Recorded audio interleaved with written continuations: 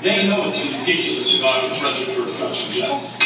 But they tell them lie often enough, and they put it out there, and they say, oh, we're looking at the tweets. Because, you got a mixed bag of the tweets, right? Like, sometimes we love the president's tweets, sometimes we cringe on the president's tweets. But they're trying to make a political, this is all political, is why that story ran in the New York Times. Congressman Devin Nunes, sometimes we cringe on the president's tweets. Substantively, who could possibly take issue with that, right? In real political terms, though, the president probably will take issue with that, given especially the way the president has used Twitter specifically to hype up support for Congressman Devin Nunes. Nunes, we now know, tells campaign donors behind closed doors at private events that the president's tweets make him cringe. More substantively, though, the White House will also want to know that while Congressman Nunes has been the single lead antagonist of the Russia investigation in Congress, while Congressman Nunes has done more than any other congressional Republican to try to monkey wrench the Robert Mueller investigation and the FBI and the Justice Department more broadly in order to protect President Trump and his campaign, turns out even Congressman Nunes, behind closed doors, is willing to concede that if anyone in the United States had anything to do with the release of emails and documents that were stolen during a campaign, that unequivocally would be a criminal act. Now, if somebody thinks that my campaign and Kathy's campaign is diluted to the Chinese to rename the country, it could happen. It could be a very bad thing. If Kathy was getting secrets from the Portuguese, let's say. This is not Portuguese, not bad. So Kathy was getting secret information from the Portuguese. May or may not be illegal, but ultimately that said the Portuguese thing that's not her stuff, stolen email. She decided to release those. Okay, now we have a crime, right? Somebody stole the email, they released it. Well, if that's the case, then that's criminal. That's criminal. Now, just in case it's not clear here, the reference to the Portuguese here, you hear a little chuckle there? It's not because Congressman Nunes is saying that Portugal did anything wrong, right? The congressman himself is of Portuguese descent. He's explaining here that he's using Portugal as a hypothetical example of a country interfering in our elections. That's why you get Portugal and Portuguese references here. But just can we just play the last, re-rack and just play the last part of that again? Ultimately, that said the Portuguese thing that's not her stuff, stolen email. She decided to release those. Okay, now we have a crime, right? Somebody stole the email, they released it. Well, if that's the case, then that's criminal. If that's the case, then that's criminal. Again, substantively, it is hard to argue with the idea that it is bluntly criminal for anybody to have been involved in the dissemination of stolen emails as part of a political campaign. Substantively, we agree, right? But with federal prosecutors now claiming in a federal indictment that WikiLeaks and DC Leaks and Goose 2.0 were the means by which stolen emails were actually disseminated during the presidential election, and with lots of still accruing evidence that people associated with the Trump campaign and the president's family and the president himself helped in that dissemination during the campaign, it cannot help that the lead opponent of the Russia investigation privately concedes when he thinks nobody's recording him that that sort of activity, if proven, that would definitely be criminal. Now we have a problem, right? Because if somebody stole the emails, gave them to Kathy, Kathy released them, well, if that's the case, then that's criminal. How does that line up with the Trump campaign and what they did with WikiLeaks? Whisper 2.0 and DC Leaks. I wonder.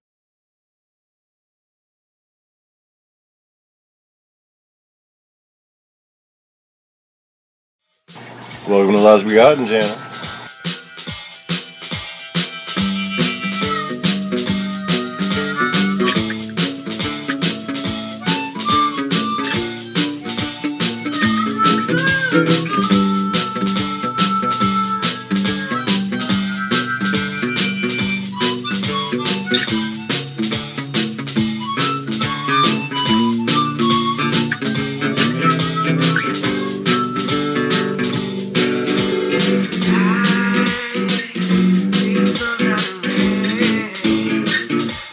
Takes my pain.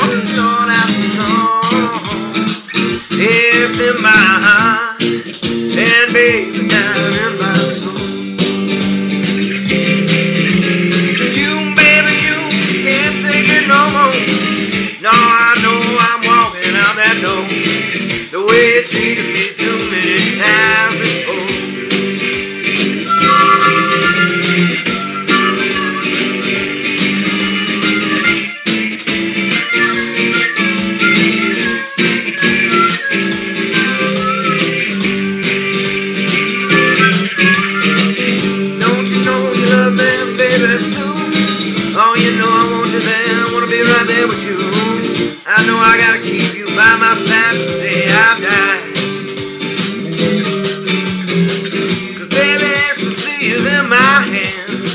Oh, when I'm holding yours in mine and walking in the sand. Oh, baby, you know it's fine. Oh, now you done piss me off. You ain't done something you shouldn't have done. Baby, I'm mad. I'm going on. Oh, I'm going on.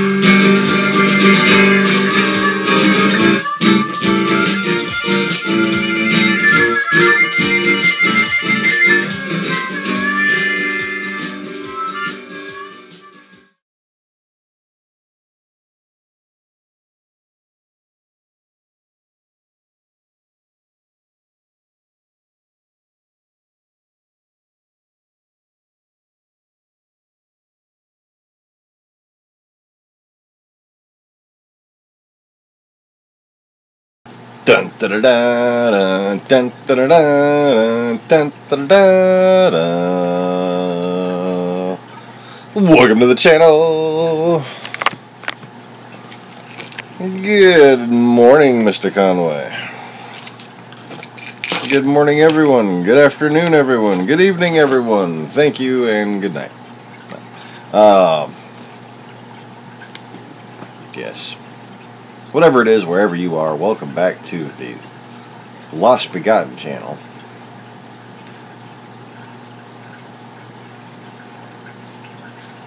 Before I get into the opening spiel, I want to talk about a random daydream I had earlier.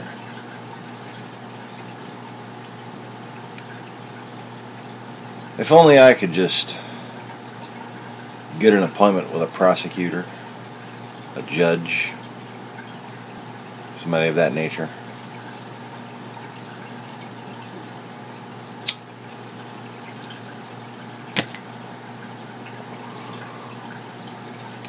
And simply demonstrate for them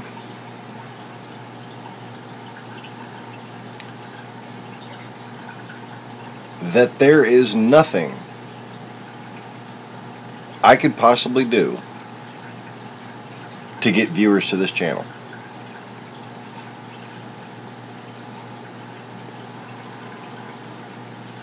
That the internet itself has become a cross between a pay-for-play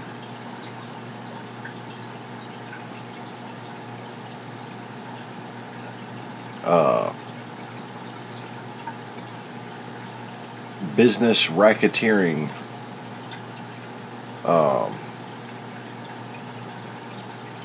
empire.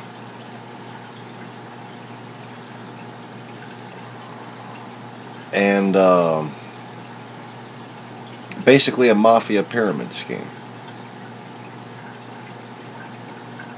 in which businesses are not allowed to succeed,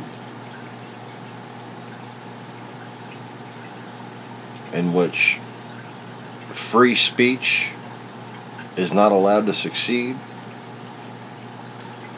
unless it conforms to the standard of corruption, to the standard of lukewarmness, to the standard of approval of anti-Americans. To get a new business today, to become a new voice,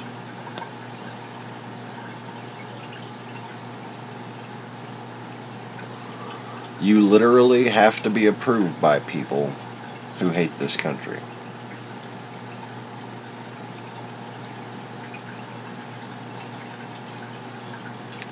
I could title a live stream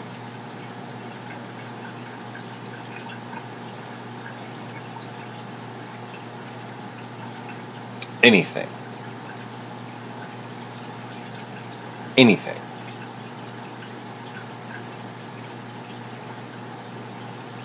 YouTuber kills self.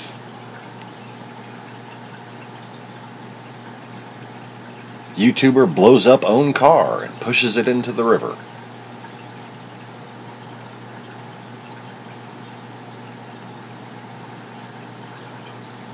Pick a thing, Mr. Conway. Pick a fucking outrageous thing that we're even allowed to say.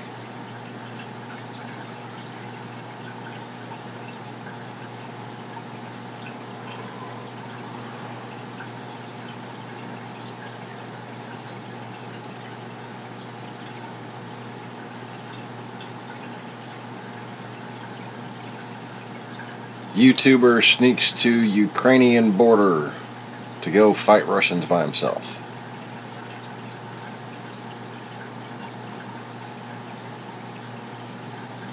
Something like that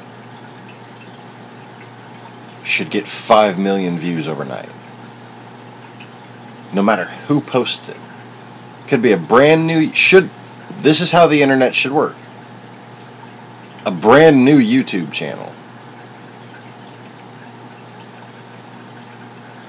Just made for the sole purpose of, hey, I'm an American supporting Ukrainians.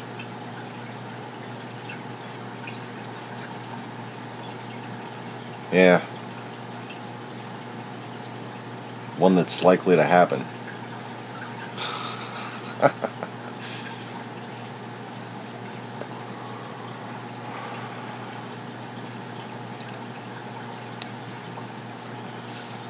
Of course, I'll try to do better on the next one I create and set loose.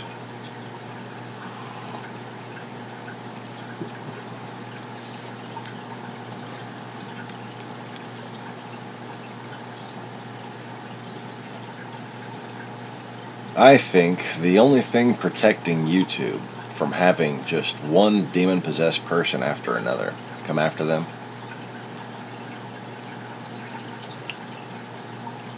is actually me.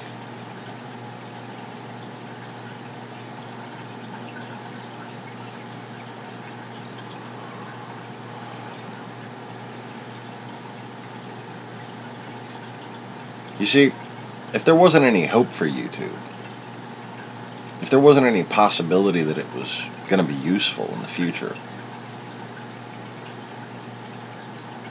if there wasn't potential for them to change and right the wrongs that they've done,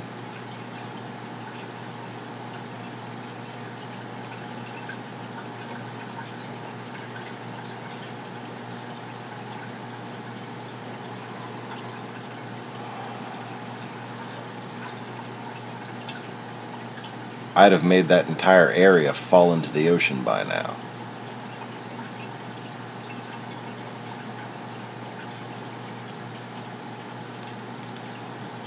The largest California wildfire in history is going on right now.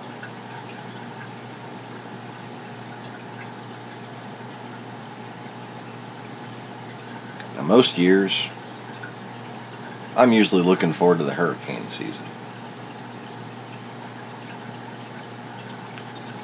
And people who know me know what I like, know my habits, know my ways. They know I got a thing for water.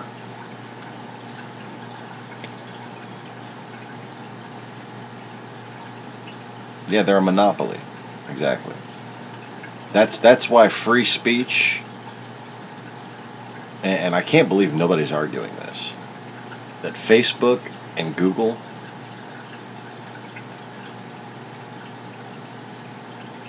they are as if one company made cars.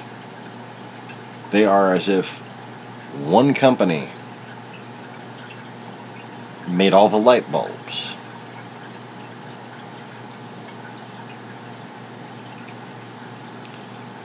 It is as if one company made all the telephones.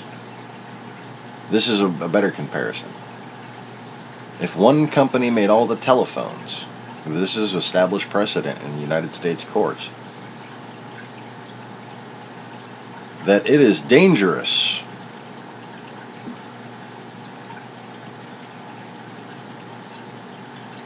for the overall security of this country. It is dangerous for the overall civil liberties of this country. It is dangerous for the overall financial security of this country. Okay? But building on that precedent, when you consider the idea of a phone company, they make all the phones, and they get to choose who you can and can't call.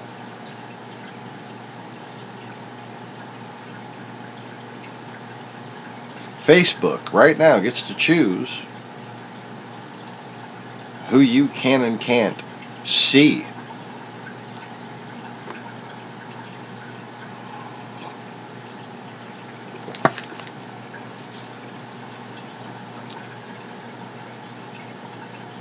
My email address that has been active so long, there are over 20,000 unread emails in it.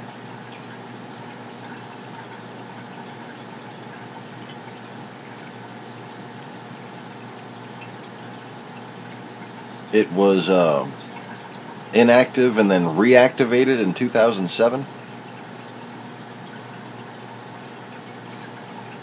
And I have saved emails from 2005 and 2006, and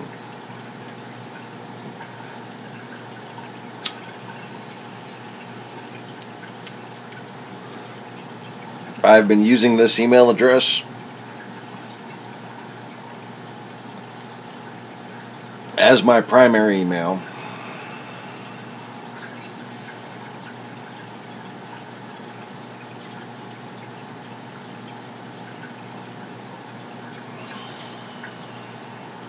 since probably 1998.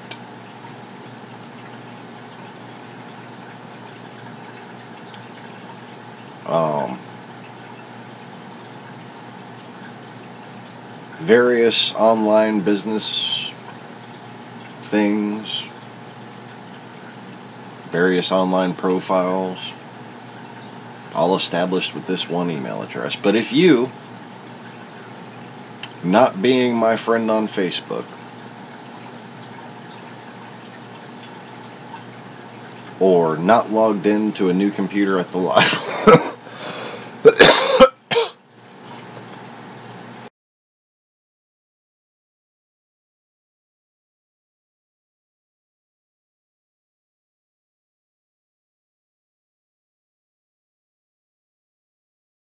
excuse me, on a brand new computer or a computer at the library that has no previous history activity, doesn't know who you are, what you're supposed to see. Right? You go on Facebook and you search for my email address, which I'm not going to give you my email address here. Not that one, anyways. I am Nothin at all platforms. So, yeah. You can just guess which platform. You already know my fucking screen name. I am Nothin. The one, the only, the original. Except for the baby that I magically created to prove that God was giving me the name of his begotten son. Who is now... Wow, he should be 24 years old by now. It's fucking crazy. But if you go and you search for this email address, you know, like, you know, if you search for somebody's name, it's possible that you wouldn't find them. You should be able to find them if they call themselves by that name. Hell, you should be able to find people by city. That's how you used to be able to find. You used to be able to find people in your local area. But they apparently have a problem now with social media users connecting with members of their own communities. And that's a really big fucking problem, by the way. That's the reason why you can't go drive around without a road rage incident in America anymore. You just can't fucking drive down the road without somebody being an asshole to you. And that's because Facebook doesn't allow local area searches. That's a hell of a thing to say, isn't it? But if you have a brain that understands how the world works and how ripples cause waves, how society is influenced on a greater scale, our primary means of communication no longer allows us to build communities in our local areas. Our primary means of communication, Facebook. Okay, I'm not talking about business and transactional communication. I'm talking about community communication. Our primary method of communalism, of communication, doesn't allow us to connect with people in our local areas. I can't search for just people that like Metallica in Zachary. I can't search just for people who like Hondas in this small town. Could you imagine how much better the internet would be? How much better the world would, how much better the societies that we have, our communities would be, if you could just go and search classic cars, mechanics in your small town, in your neighborhood, in your zip code. You used to be able to do that on Yahoo. You used to be able to do that on AOL. You kind of do that on MSN too. But you can't do it anymore. Why? Because Facebook. Because of a company that has shown clear avarice towards American policies globally, and clear sympathy towards the Russian Federation, including having been infused with over $400 million by a Russian oligarch connected directly to the Kremlin.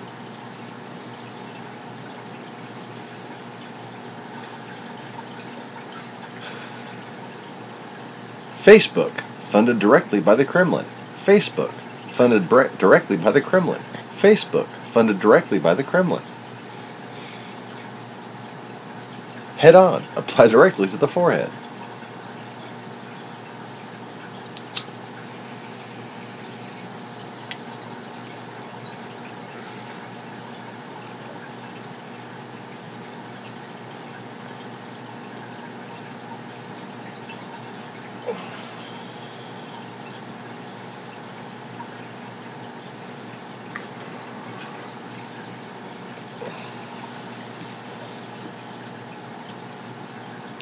Now you see, the reason why it's just you and me, Mr. Conway, the reason why my channel isn't searchable,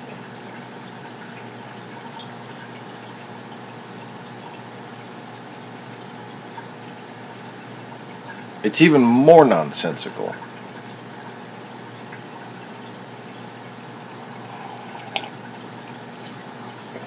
You see, I have intentionally avoided broad base appeal.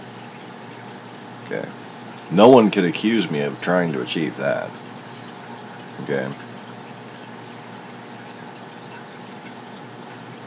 Because I'm not speaking to the masses on this channel.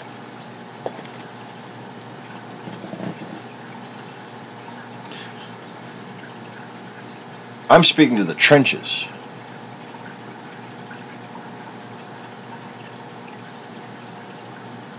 I'm not someone who anybody has to worry about trending in a major way.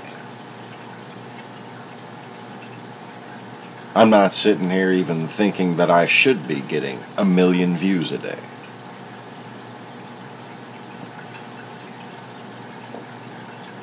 Around 300,000? Easy.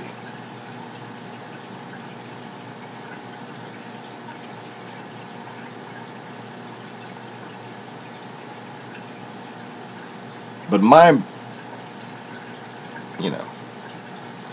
level of information, my level of presentation, not very good. Level of information, extremely refined, extremely high level information. Spiritual discussions for people who are extremely educated in worldly things as well as spiritual things, as well as online conspiracy interpretations and pseudo-documentarianism. Pseudo-documentarianism, yeah.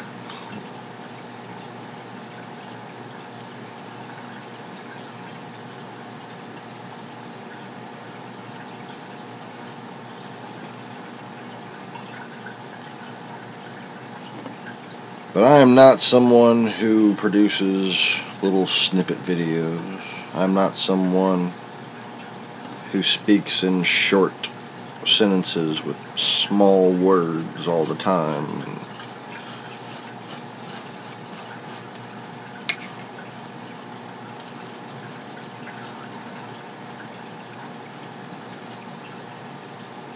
I'm not a threat as far as direct influence. There's no rational reason why anybody should be censoring what I say, except that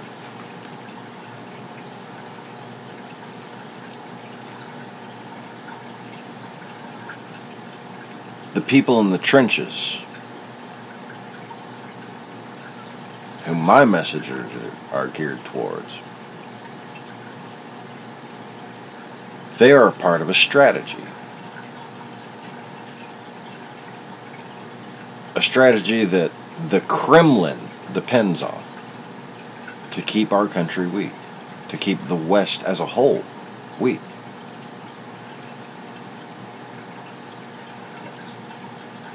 And the people that should be watching these videos, the people who would benefit from these videos, the people who would love to listen to and hear the information that I provide,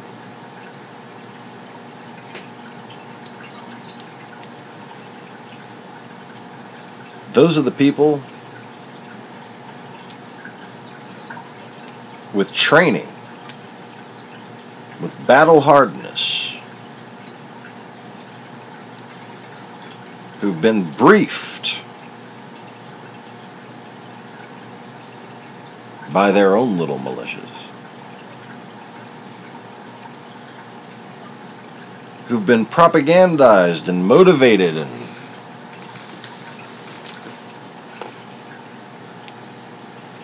they're at each other's throats, and they try to get everybody else at each other's throats.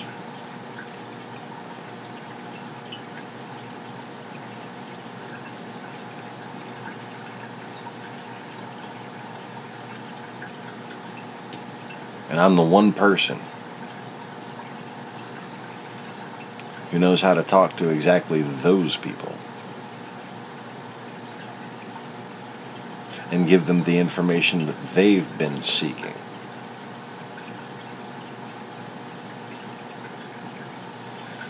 The soldiers, the wounded, the veterans.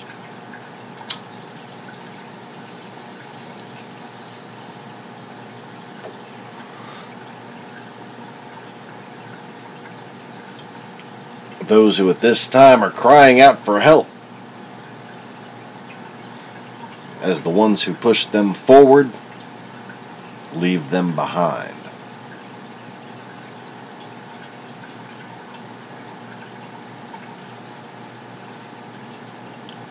And whether it be a Christian who's trying to find the real truth of creation,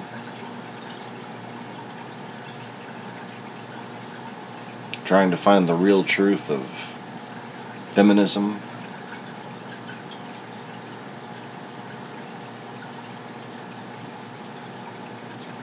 or a homosexual, atheist, animal rights activist.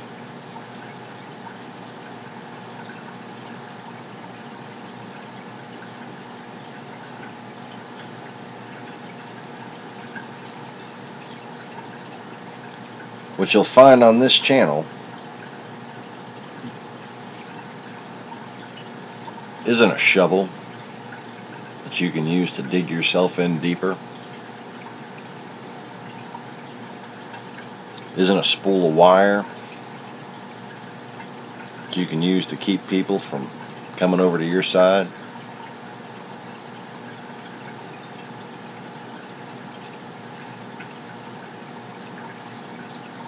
It isn't even a high-powered, fully automatic fucking Gatling gun. Okay? It isn't even a fucking mini saw.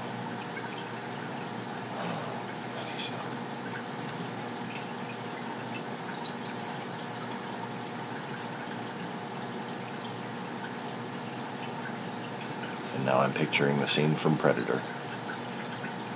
Trees go bye-bye.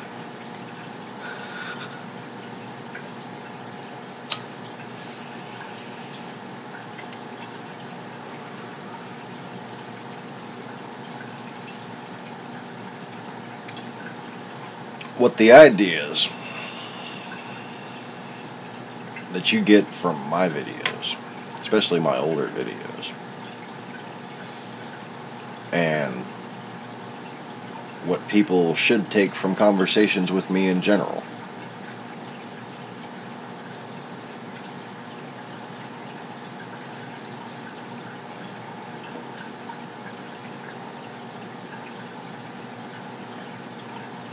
it's a radio. It's a line of communication.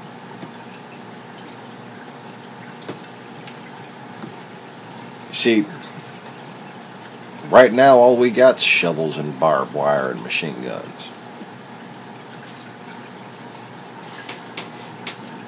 Right now there's just a rift getting wider and wider.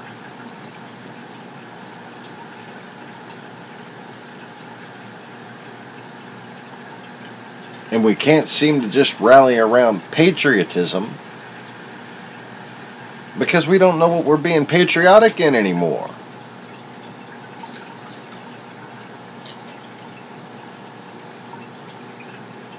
You can't just go in arrogance and assume that after a time that we've been propagandized for 30 years straight that we know better than our founding fathers. This country was rooted in faithfulness, and we have lost our faith in ourselves, in God, in each other, and in this country. In the very idea of the West.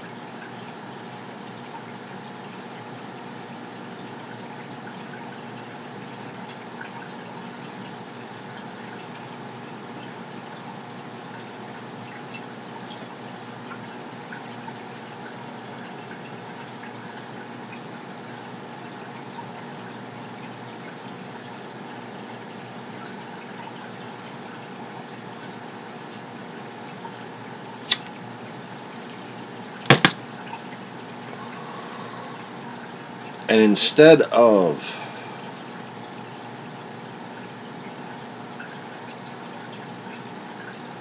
so-called Christians talking about how much they hate liberals, and so-called liberals talking about how much they hate Christians, if you got a problem with religion, there's a word for you. It's called Stalinist.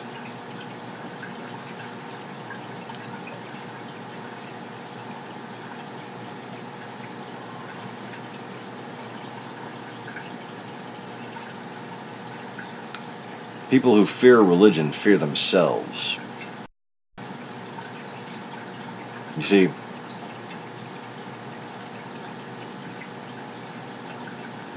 these people that think no one can achieve power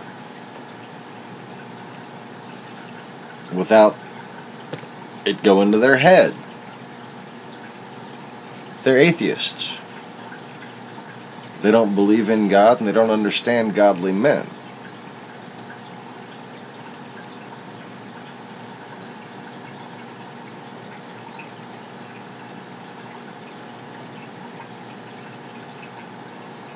Now,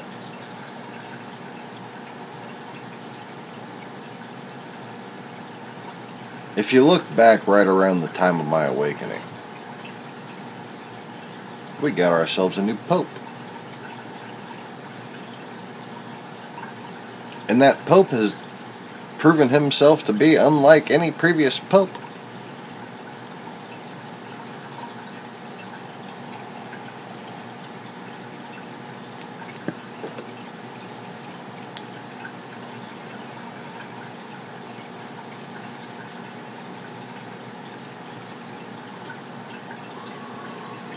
The man knows God.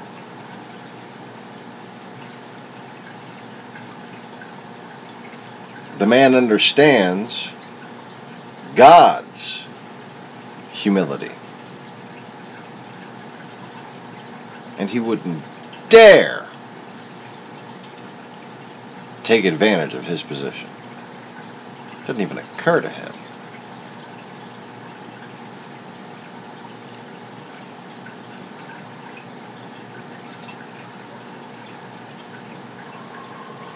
He is more concerned on a daily basis with the needs of others, first and foremost. But everybody has a degree of narcissism. His narcissism centers around only one thing.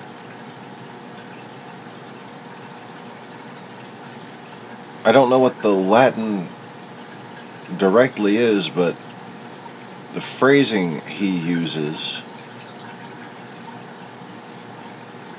seems to be limiting my gifts. limiting his rewards.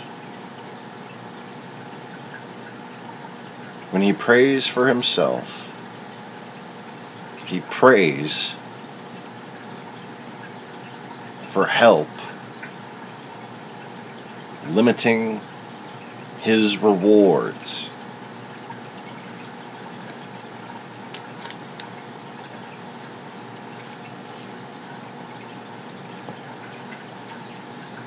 Not just, please don't let me be blinded by greed and take more than I should have,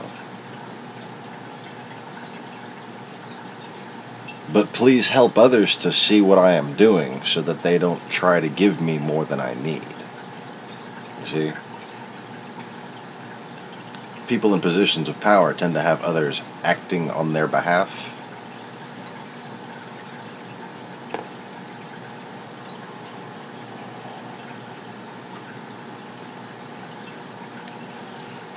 If anybody wants to try to email this video to the Holy See and make sure that the people who should know do know, I think it might intrigue them that I know the very nature of the Pope's prayers.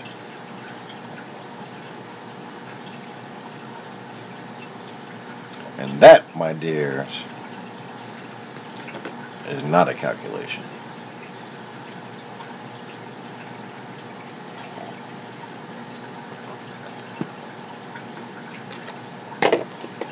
I just wish he'd pray in English more.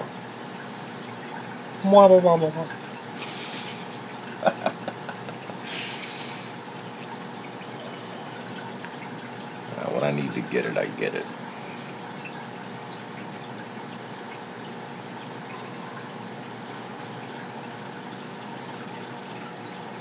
He's awake right now and praying out loud, isn't he?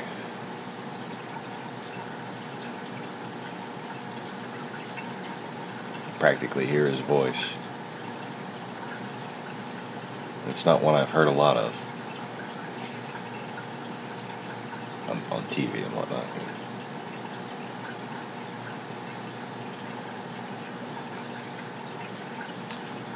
But anyways,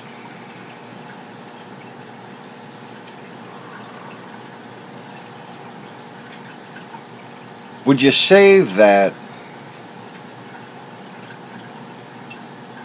in the deepest of the trenches on the political dividing line, at least in this country, maybe similar to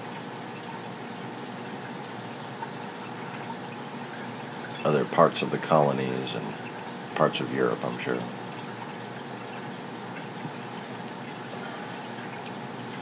on the one hand,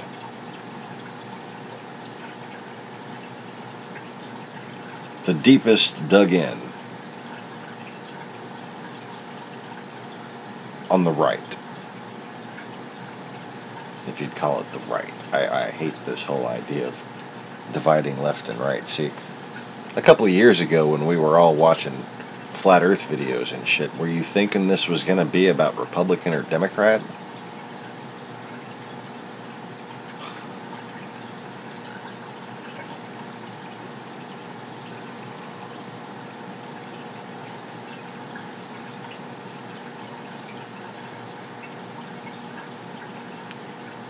I'm sure a lot of people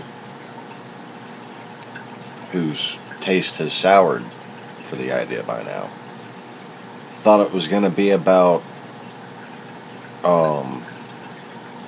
Christians being more environmentally responsible.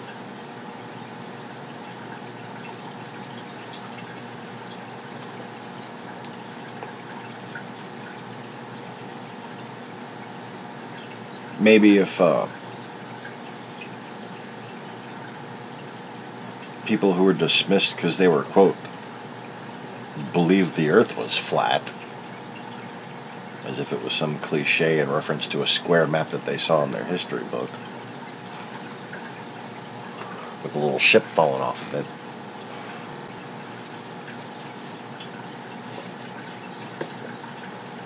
Maybe they could see these people trying to make an observational scientific study of things,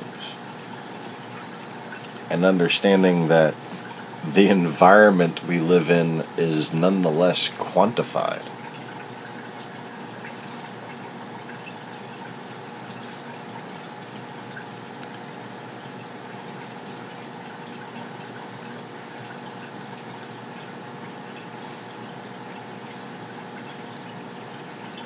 You see,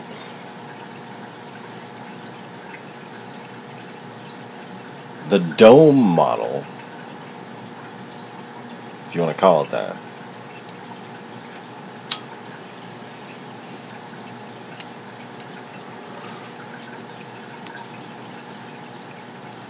the very idea that the earth has limits.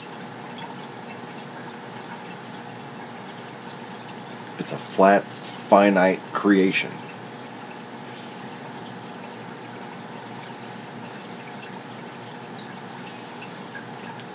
That means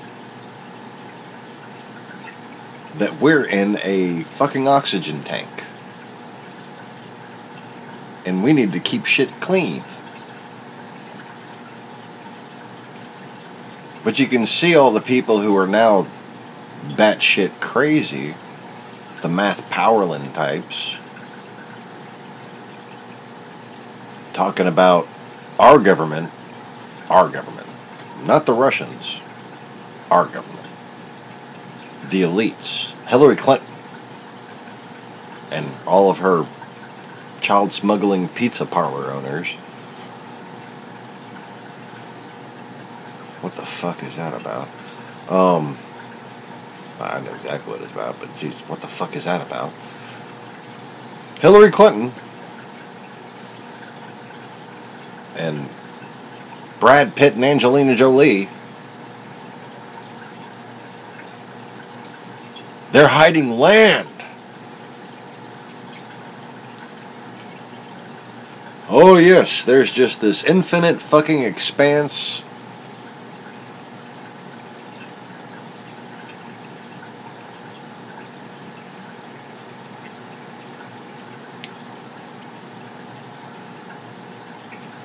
And apparently,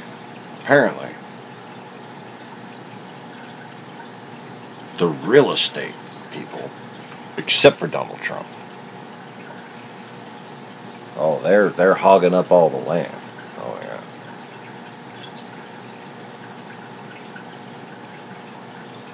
Because you know how there's like a real big shortage of fucking developmental areas and jeez.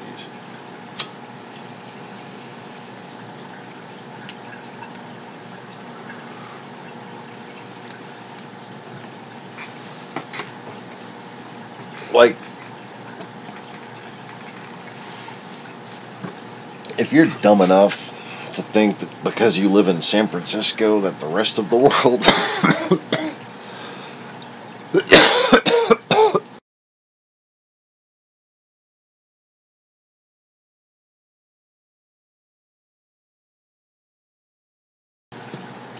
dumb enough to think that the rest of the world is somehow landlocked,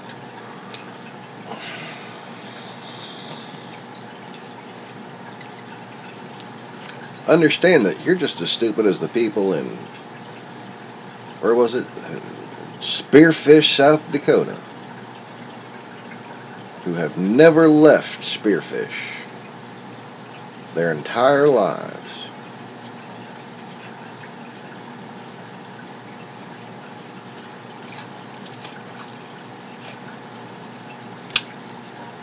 That's just downright impressive, if you ask me.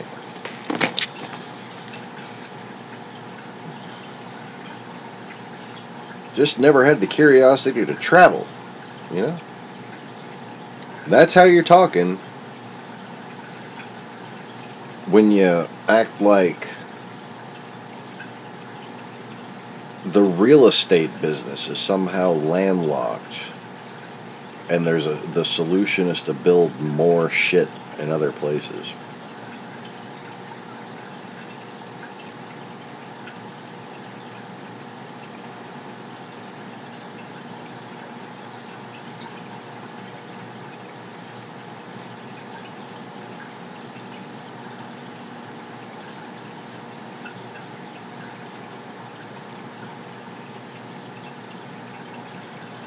Now, on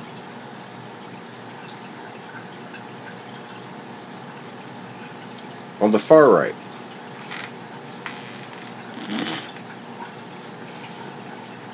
that's about as far righty as you can get, you know? If you want to be cliche about it.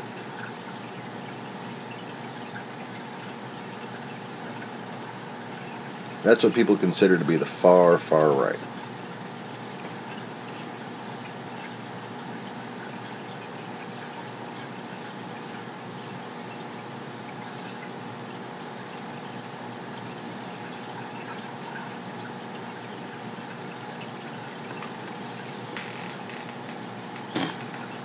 Far left,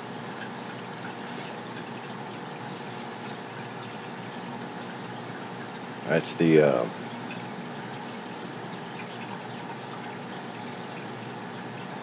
homosexual, atheist, environmentalist, animal rights activist, isn't it?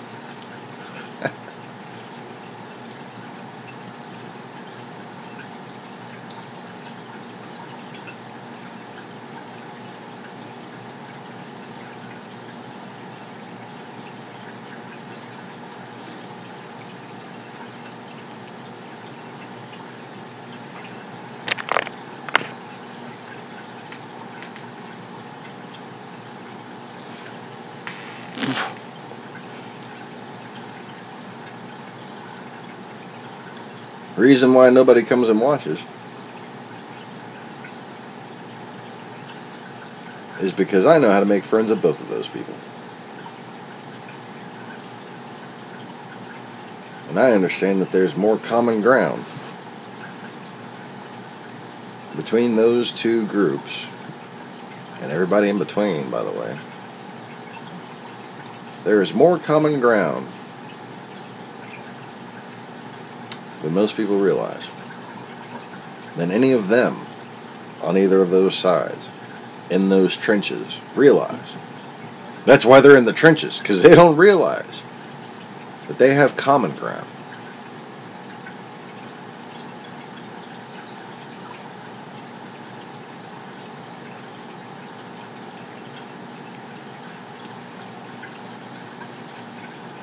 And that even if the earth is flat, or even if you believe the earth is flat,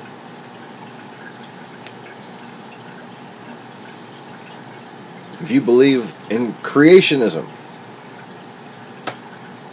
even if you've repeated the idea that it was created in 6 days, even though that's not what the Bible says,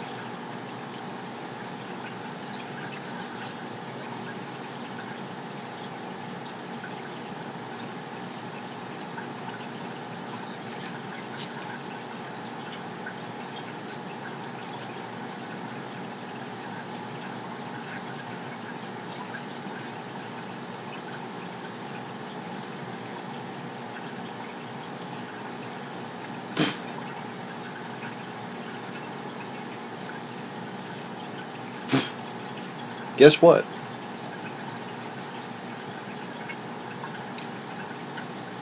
If you actually think about what it means to be a creation, to be created, to have responsibilities given to you by your Creator, to have dominion,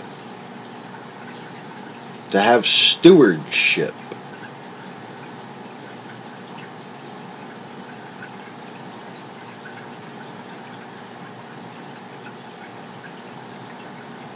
to judge not, lest ye be judged, to love your neighbor, to be kind to your enemies,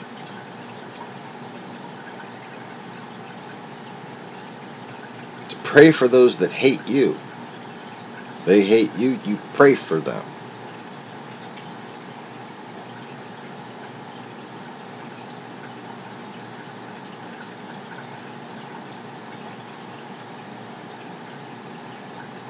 Those are generally things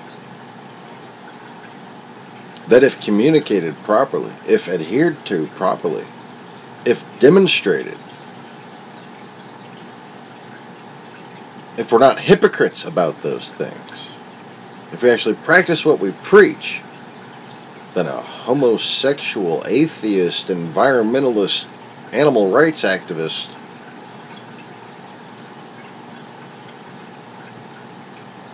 should have no problem with us, should have no rebellion against our society.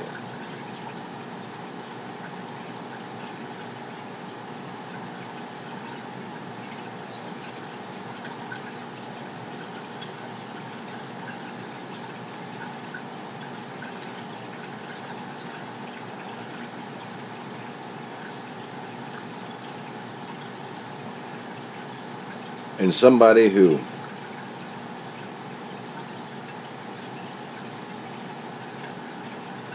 cares about others. Somebody who understands God's creation. Who doesn't question it. And call things evil just for being the way they are, naturally. Hormonally.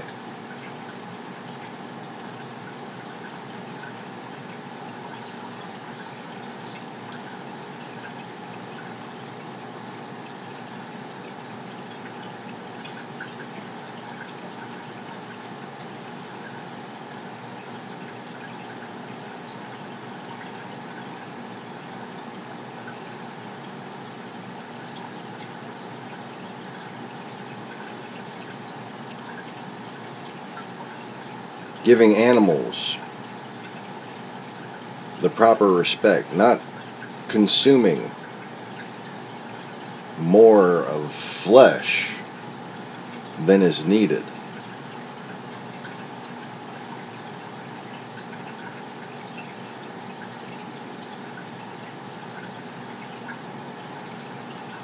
Not crowding animals into stalls and abusing them. A Christian should be able to appreciate that. The sacredness of life.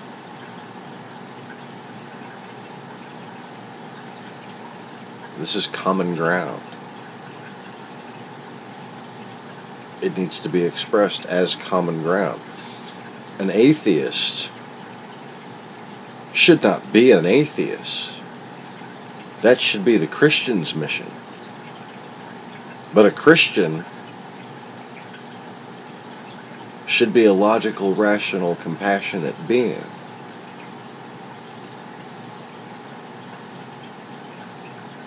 That is the intellectual's mission.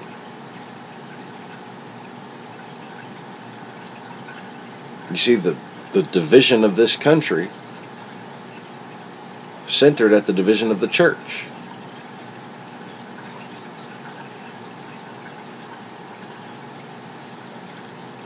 And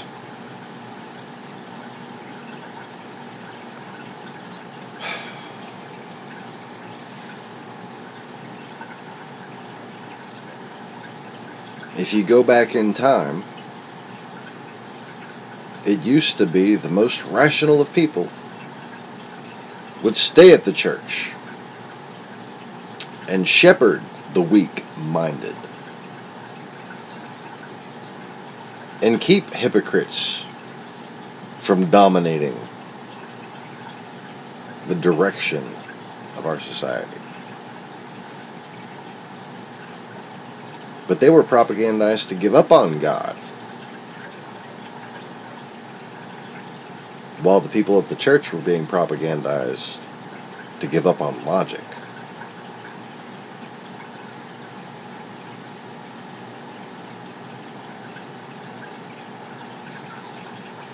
This has actually been going on for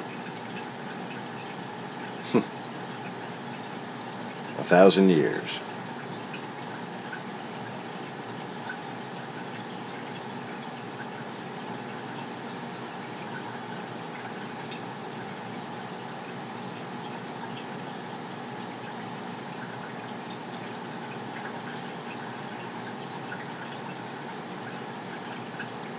When this country was being settled,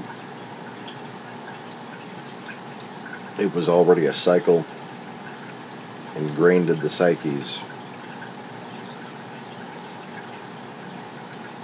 of small groups here and there, everywhere.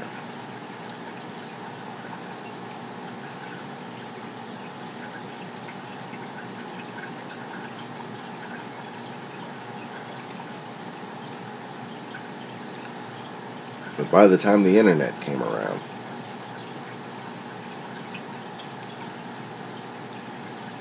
the opportunity had been seized in television and radio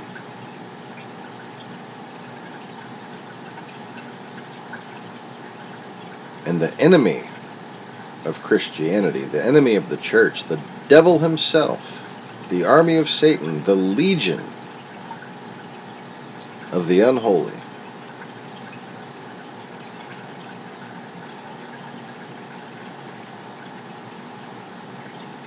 while it had, for the first few centuries of the settlement of this continent,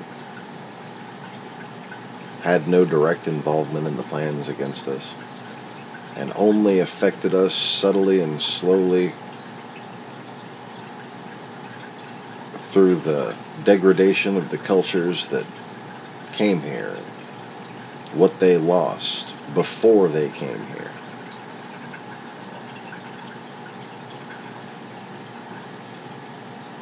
But it wasn't until we showed strength of unified spirit and the ability to evolve and to progress back into the state that we once were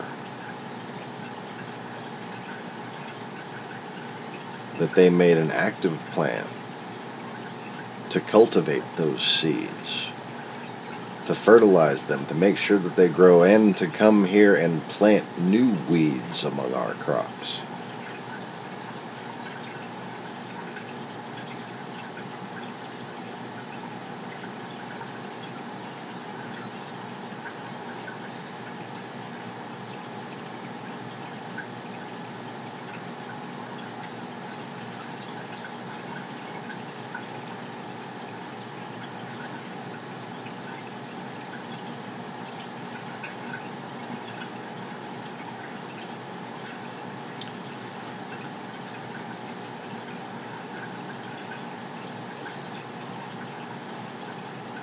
We've been lied to about the obvious and historical, formerly continual interpretation of history. The same perspective of history that was considered to be absolute for the past 1,000 years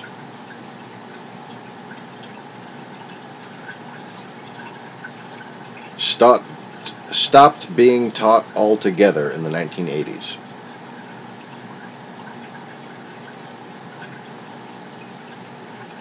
That's a paradigm shift that people don't even seem to know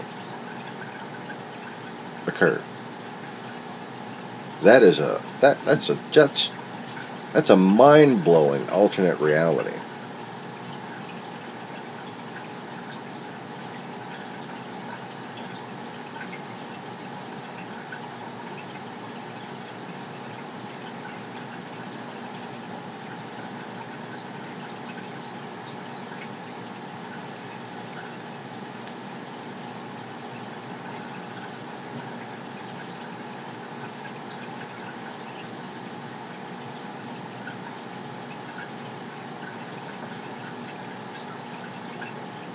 You know, when I was a kid, it wasn't any secret that Satanists were backed by Russia, that Satanists and communists and Stalinists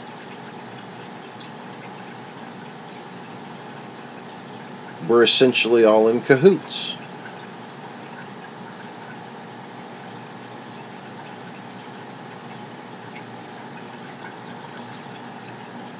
It wasn't any kind of secret or any kind of taboo that Christian knights protected Europe from the Horde.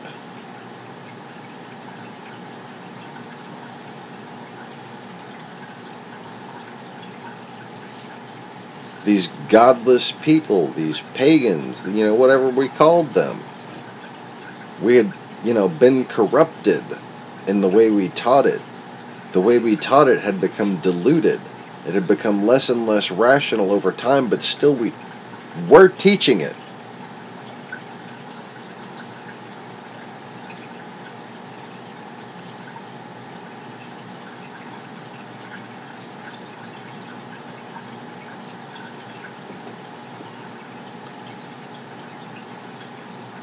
And there has always been the hippie type. There's always been the beatnik type. There's always been the rock and roll guy, There's always been rebels in society. But it used to be, most people would go to church on Sundays.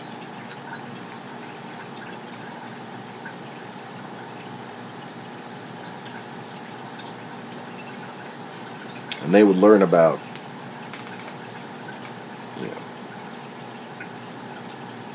Xerxes and Esther, and they would learn about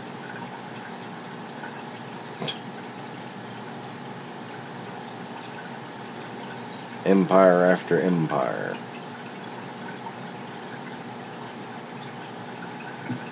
Test after test given to mankind.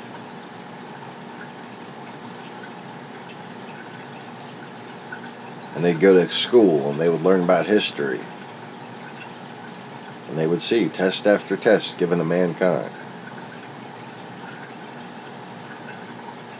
Culminating with,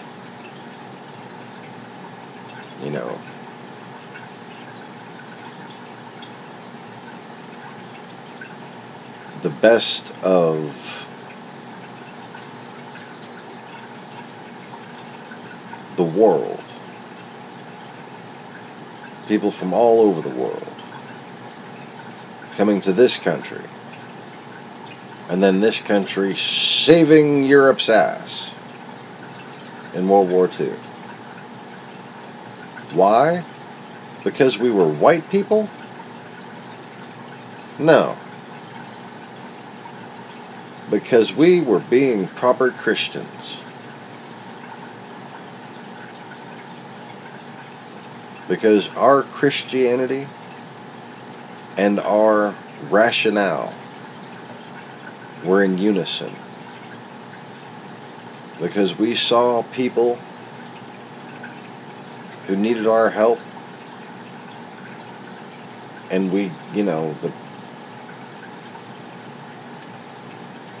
the rational people on the news broadcasts, almost said media, it wasn't fucking media, it's not media. Media is a name of an ancient country, not a fucking format. Media is that shit inside of a floppy disk, okay? That's media.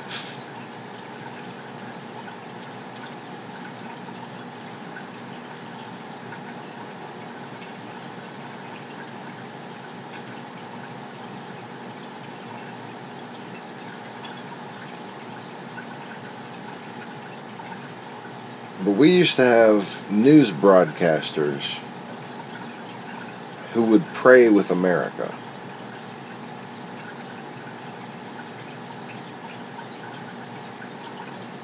The whole idea that believing in God denotes religion or in any way implies that you're choosing something. No. It's about understanding the history of mankind. And to say that you shouldn't acknowledge God's existence is basically to call your fellow man stupid.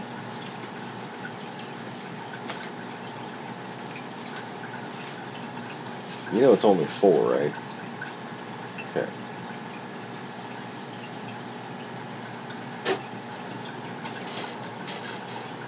If you use the Keurig, I expect it to be filled back up with water.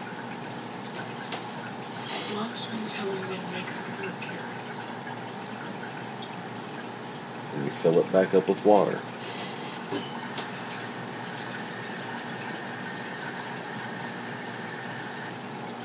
Every little shot I make, I just put another cup with that blue cup right there.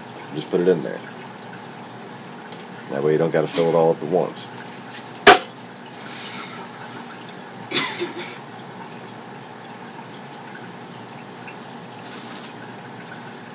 Anyway.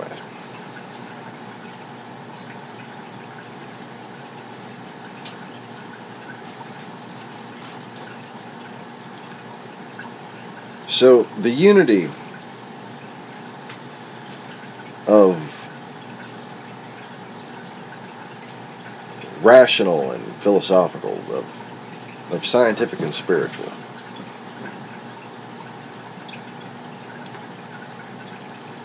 that didn't just help us unify the country. That didn't just help generals see the value in minorities.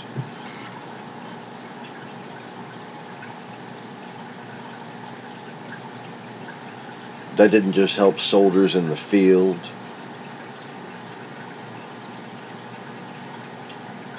Learn that, you know, the guy from the Italian neighborhood, the guy from the Chinese neighborhood, the guy from the Irish neighborhood, the black guy, the Mexican guy,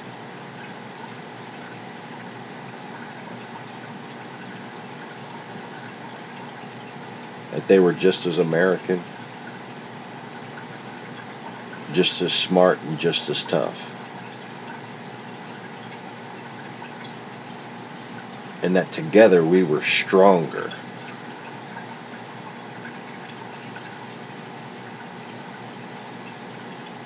And even the Native American, who, you know, a lot of people still considered savages at that time. And it hadn't been that long since we were in shooting wars with groups of them. Less than 100 years. Less than 50 in some cases.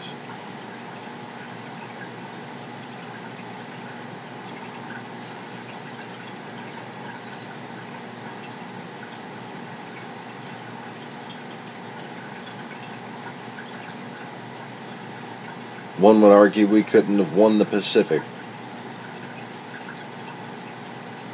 without them.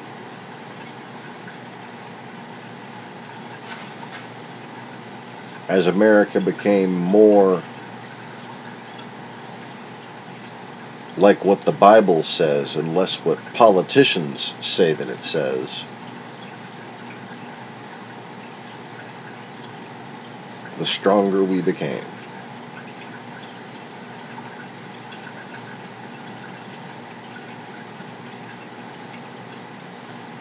And now that people forgot that, yes, the ideal way to act is understanding what the new covenant actually meant, and that there's just no excuse for hating other people.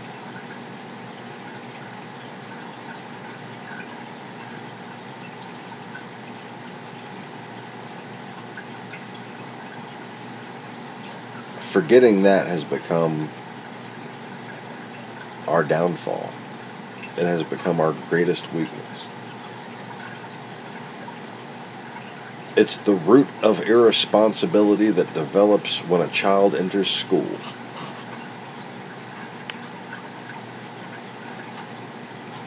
The tendency for children to question authority becomes amplified by the irresponsibility of authority. Why? Because they forgot what those words in red mean.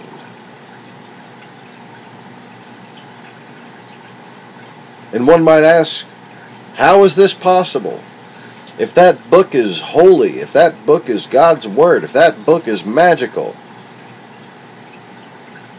how could people just forget?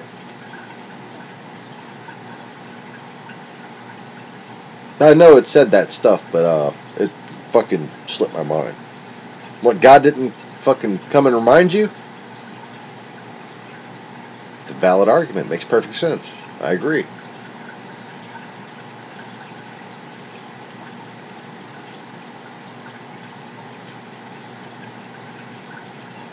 But if the rational people, or the conspiracy theorists, would have simply been allowed to see this channel,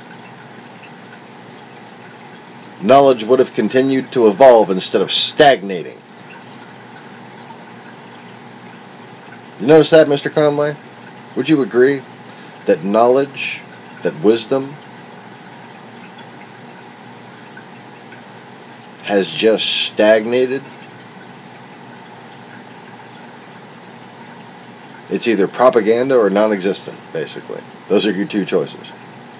Or you might have been one of the few to actually find and remember this channel.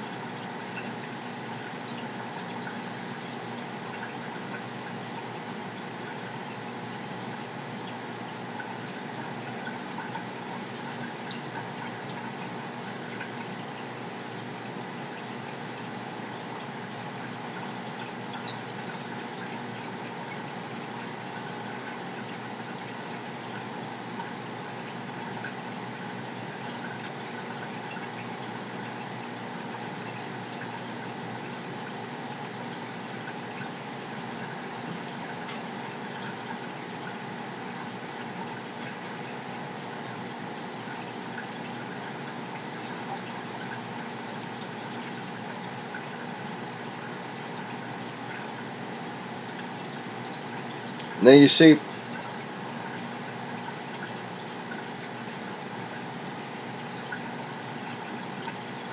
I wouldn't expect an atheist to get as much benefit from this channel as somebody who believed in God would. But I would expect them to be interested, and here's why.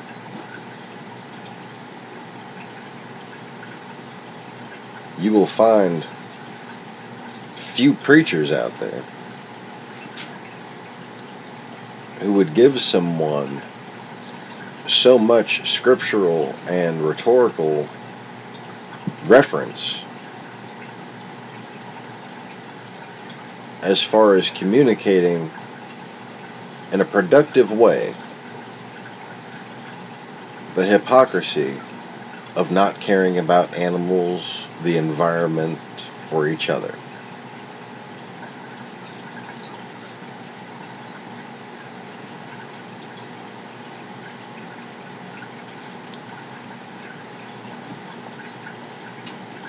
And when it comes to feminism, oh, we can cite some seriously clear examples, not only on why when Christ came, he clearly didn't like people, gathering together to beat up on one woman,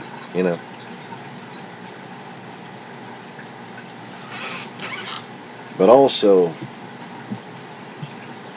when reason and logic and analysis is applied to the Bible, as we've demonstrated in the past few days, you find that this is just a facade, a chauvinistic facade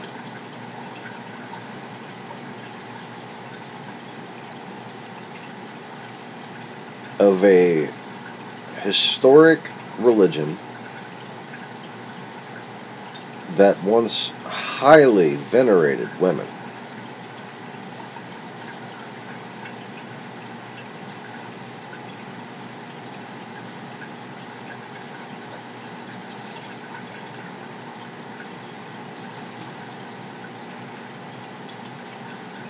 Considered them equal to man.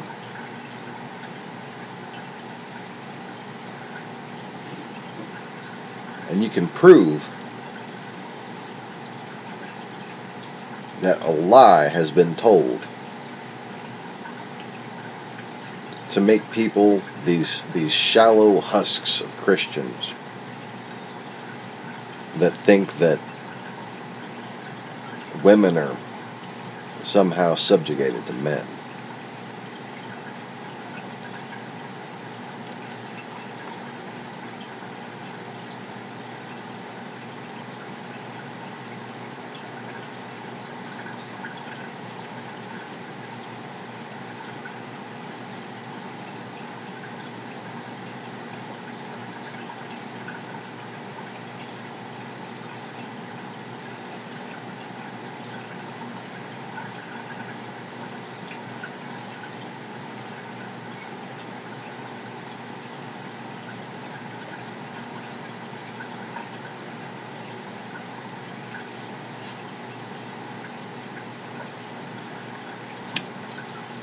Okay.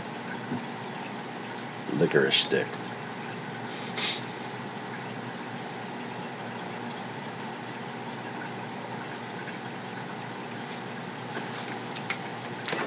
that's good enough for now.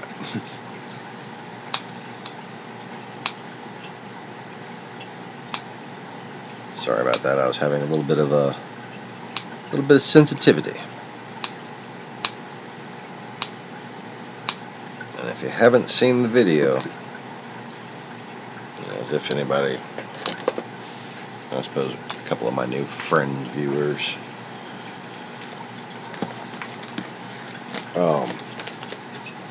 if you haven't seen the video I made on it, for abscesses or toothaches, there's nothing better than a licorice root.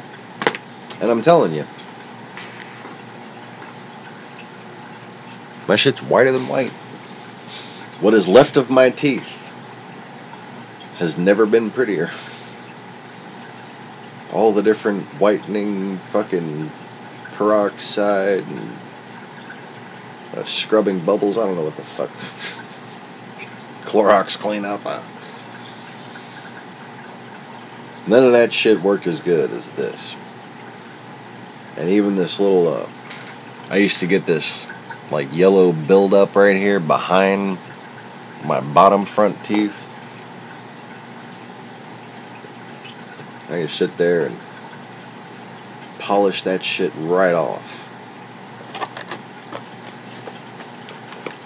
And I used to sit there with the toothbrush and like concentrate on that area, and just it had no effect.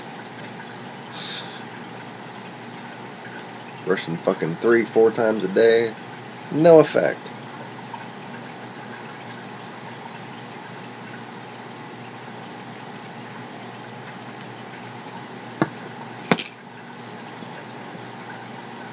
I'm down to using a toothbrush like once a week. That's how good the licorice is working. And my abscesses have not crumbled anymore since I started using them. The exposed root area, you basically just sit there and spin back and forth and just grind it and polish it down, just like shape it.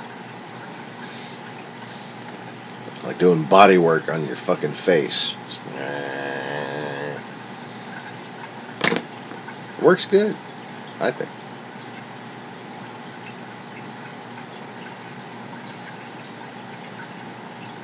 It's not going to get it feeling like, tooth enamel, but it'll keep it from getting so much shit stuck in it all the time. And apparently keep it from decaying any further, or at least at as fast of a rate, because I'm telling you, like I just got this half tooth that I would have expected to fucking crumble away completely by now. The damage has been halted, and I have a usable half of a tooth.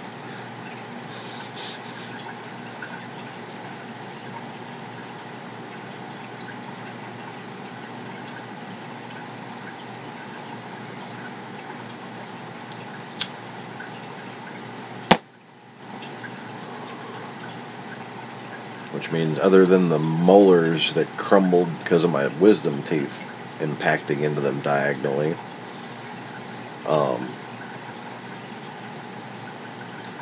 the only tooth that is mostly missing is this one right here. We got this fourth molar up here. That's my half tooth.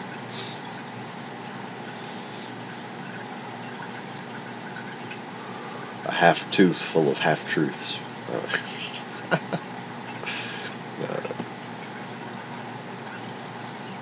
Anyway, sorry for babbling about my fucking teeth, but if you have problems with abscesses, it can lead to your death. It can lead to severe swelling. I used to get severe fucking swelling. I got a filling that popped out over here because of the wisdom teeth impacting. And this shit was swollen and just making me feel awful. It was starting to swell up all the side of my head.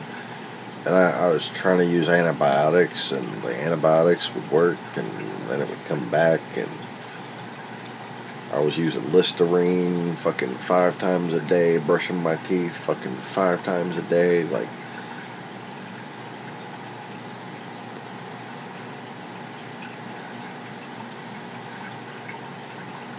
licorice root. For the first few days, it hurt to chew on the end to get it to form a brush. But since then, my biting strength feels just better than ever, and it's like just no problem.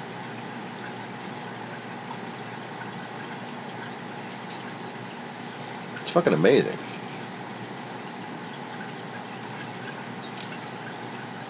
And if I get any inclination that any kind of infection is spreading from here again, I'll just, like, you know, keep one over there for a while and let the juice kind of soak in. And I don't know, something about that just seems to be the best antibiotic.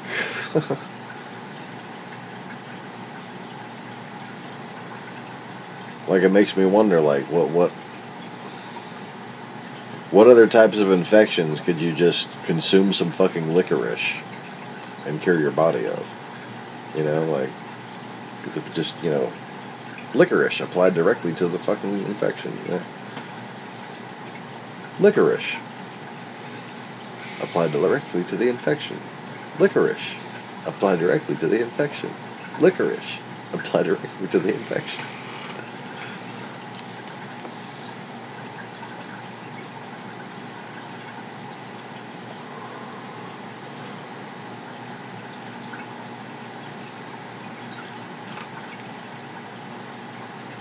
Alright, it's 4:20.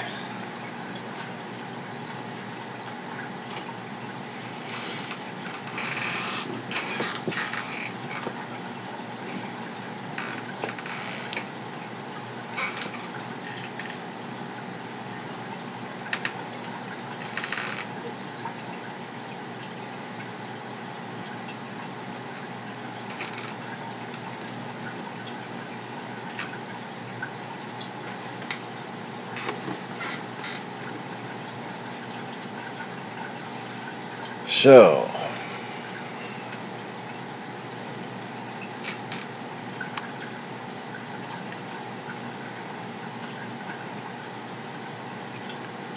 the Celts who were, quote, pagan, welcomed Christianity at first, then resisted the patriarchal aspect, hence St. Patrick.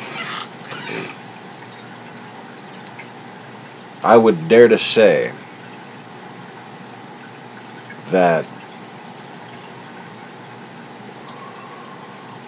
the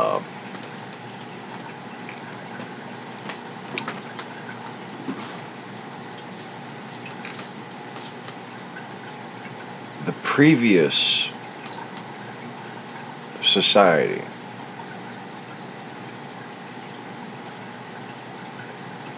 was actually more representative of Christianity. And the pagan nature,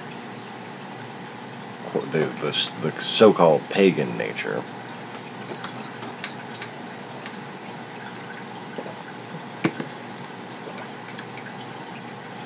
was rebellion enhanced by propaganda.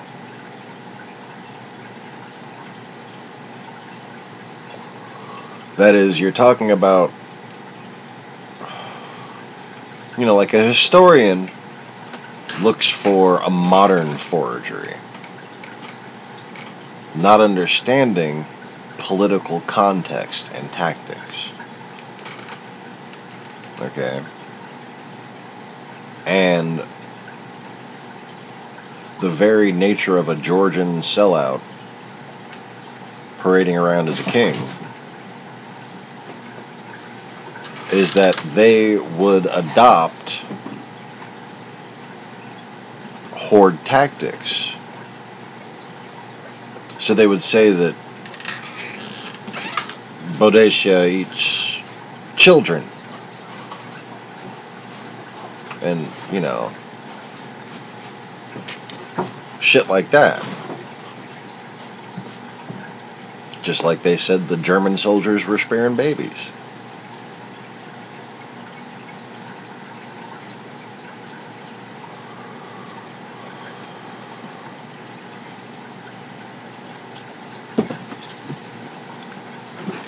And I think that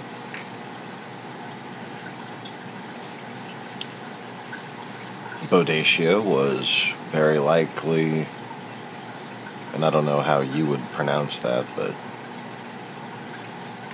she was bodacious, dude.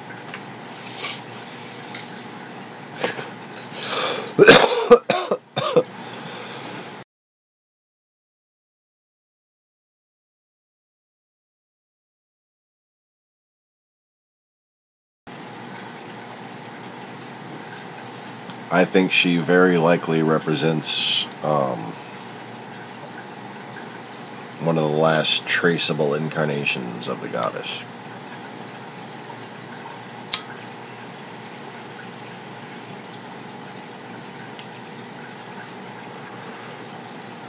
Now, imagine the mind-blowing awakening that ideas like that. Boudica, yeah. I've heard it pronounced like that.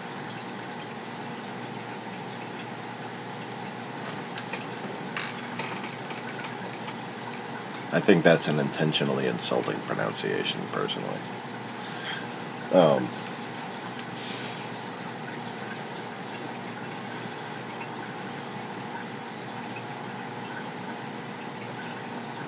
But also more of a title than an actual name.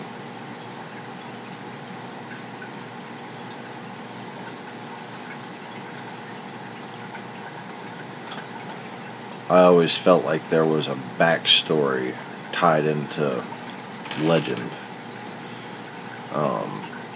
carried by the English, that actually explained her better. But as far as the barbarian-like ritualistic, that just doesn't seem right to me. You know, and that's taken as true by people seeking their fucking roots nowadays, and it's just so tragic.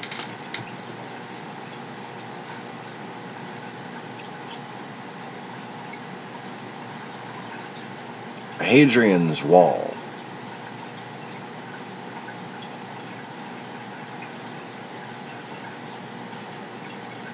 wasn't put there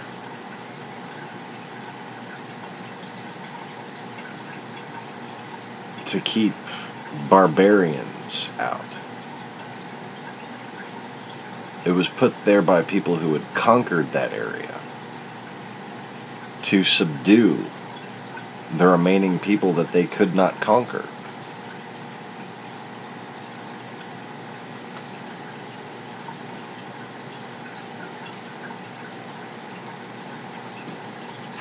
And I don't think it's as old as we think it is.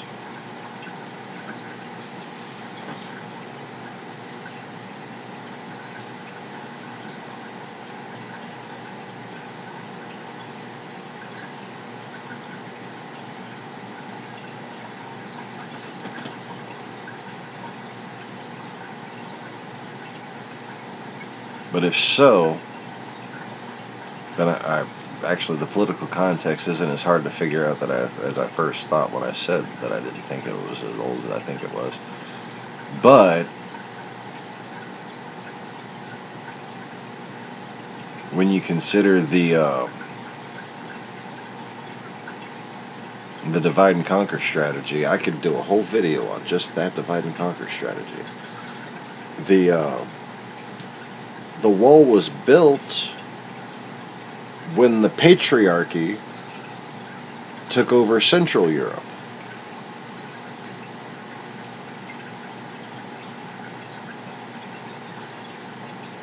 And that was, I don't know necessarily designed to, but resulted in a division that basically wound up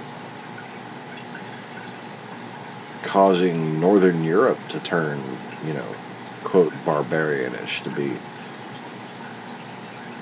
given different actual pagan histories that weren't indigenous to themselves. I mean, it would be as simple as the army marches into your town, says you either take down these, posters and paintings and statues and symbols, or we're going to burn this whole village and kill you all. Here is the tradition that you will now teach your children. Thump.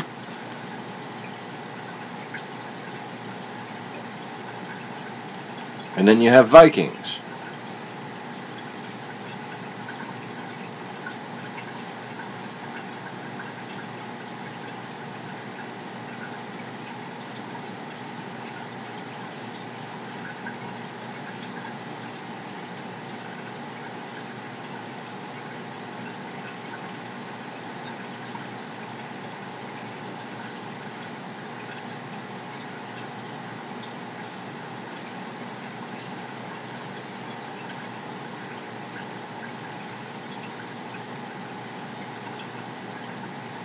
Certainly getting my brain going.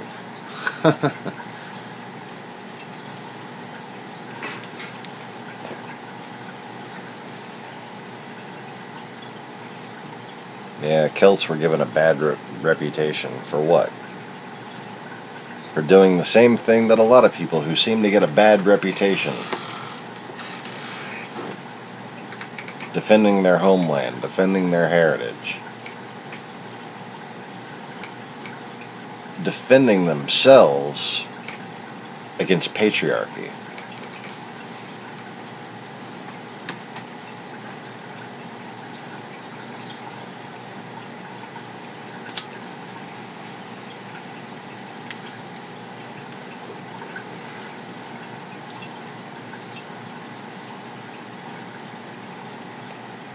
What if Hadrian,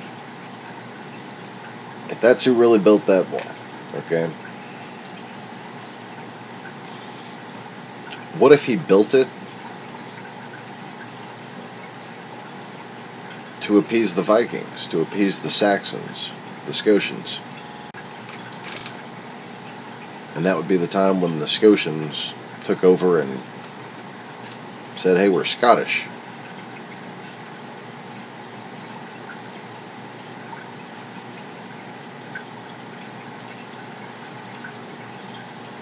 And there's still plenty of people who are called Scottish who are simply Celtic. But there's a lot who aren't. They're Saxons. They look like fucking Cossacks, for fuck's sake.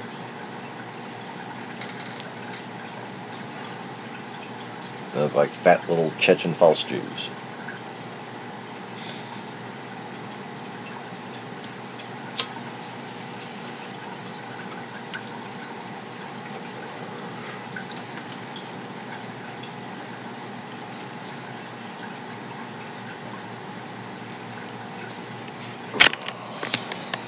The Vikings ended Brehon law, which protected women and gave them more rights than men. So, Hadrian built the wall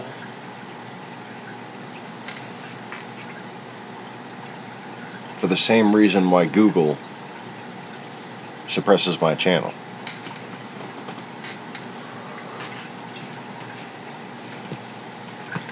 so that messages could not be sent.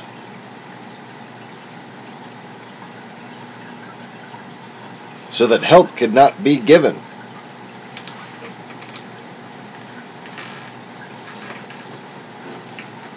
Here's a project for you, Mr. Conway. Theory. Hypothesis, at least. Hadrian built the wall so that the rest of Rome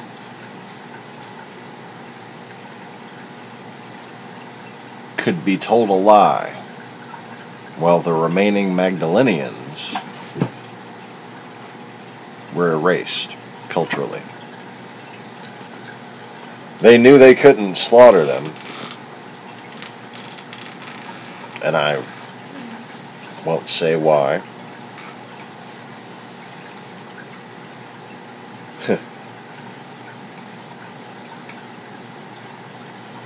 But of course they've it's like something that they knew, but they just couldn't do anything about, could they? But anyways, I won't give specifics.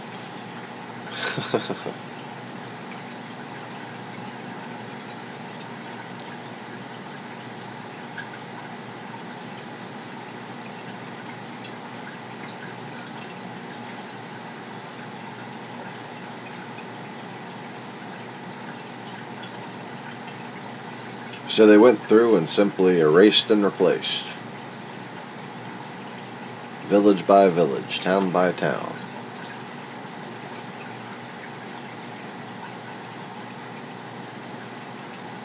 And the wall was there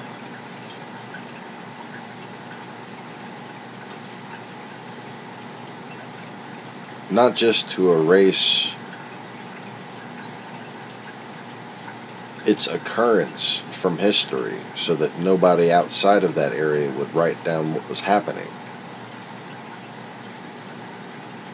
but so that people on the south side of that wall could be told, those people up there are barbarians, and they would never know the difference.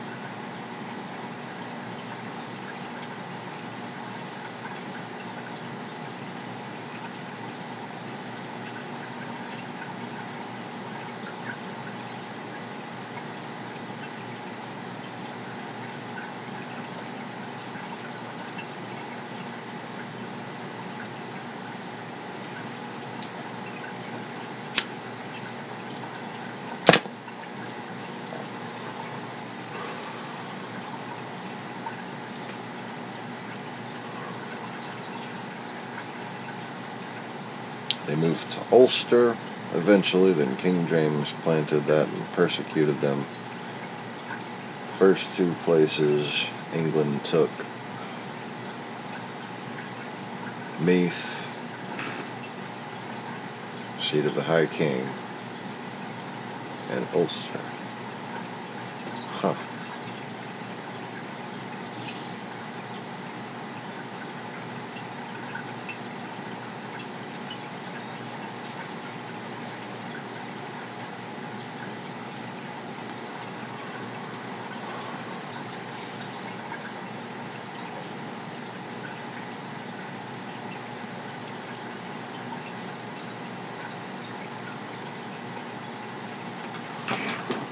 Ah. Well, that explains why that seems so unfamiliar to me. Okay. That was their raiding port. They always do that. The Phoenicians, they always... I mean, it's very efficient. They just go in and start breaking down ships to build port facilities out of. And as soon as they've got housing established, they'll go and start clearing wood and start building docks. And man, before you know it, there's just a fucking city there. In like 2 months, there's a city in a fucking port.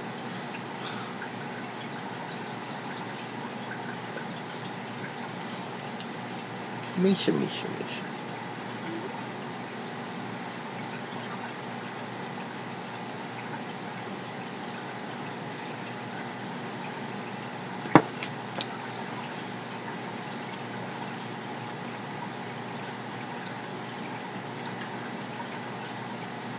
Alright, so Mr. Conway, tell us more.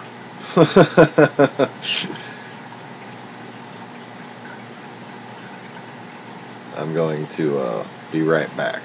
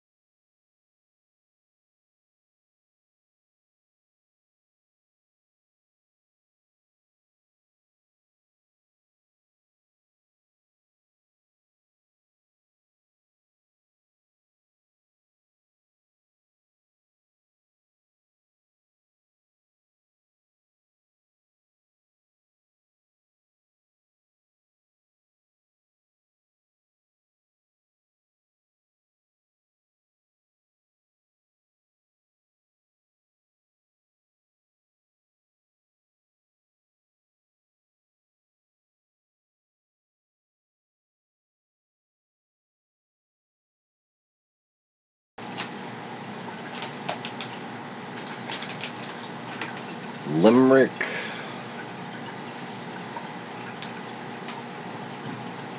Waterford, and Horde, and Cork.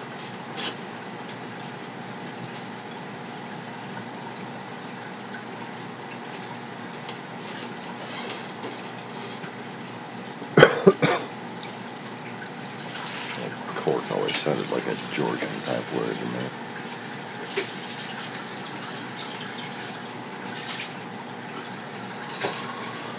Galloway.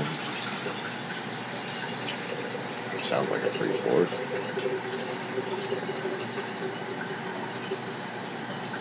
Oh.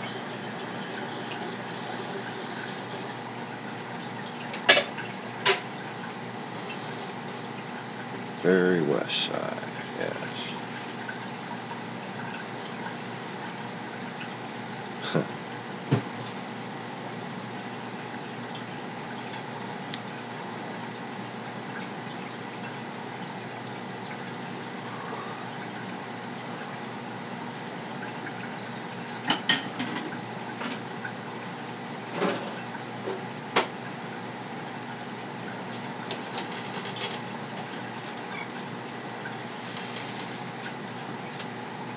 Connacht. Huh. The most westward province was never conquered. What the fuck is... Oh, first I thought that was a cat.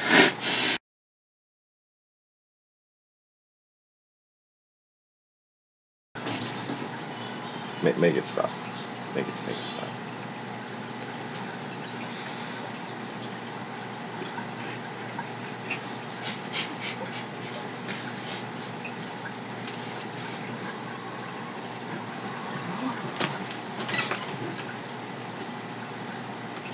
Terrain is tough, mountainous, and boggy. Well, that's what your last name's supposed to be, isn't it?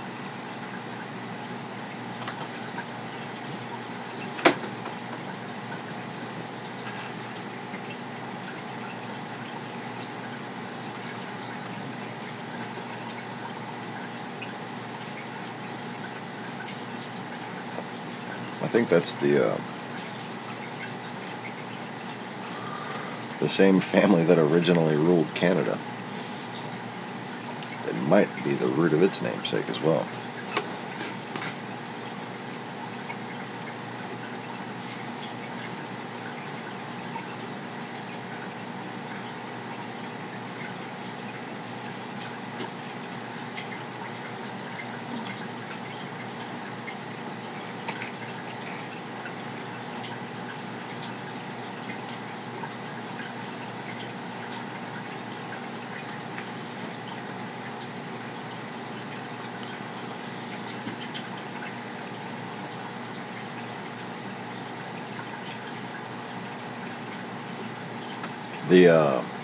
The king that Eric the Red had his issues with, which might be the reason why they got cut off, actually.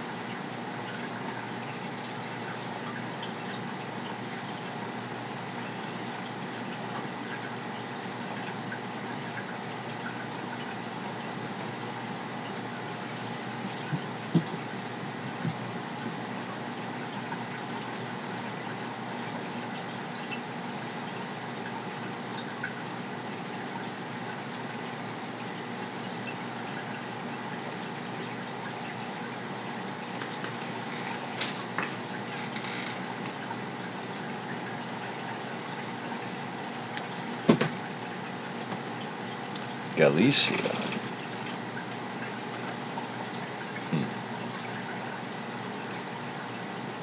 Sounds like Galatia.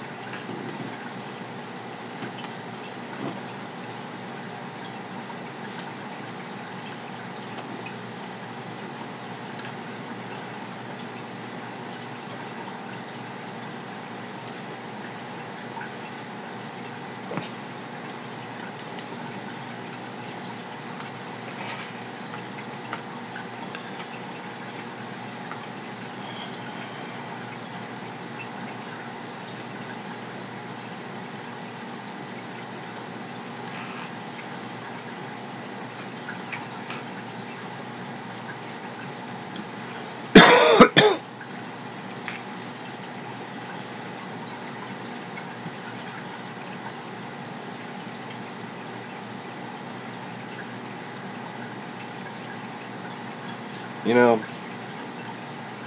part of me never wanted to admit that they got that far.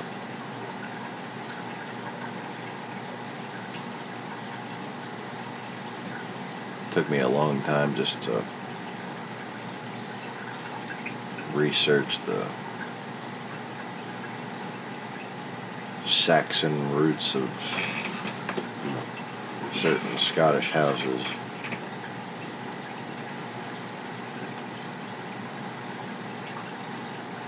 Yeah, the ones that were allowed to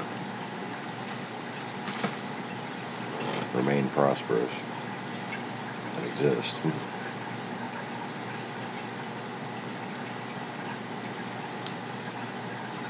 And don't you know, it was about that time few years back that the whole Scottish independence movement started?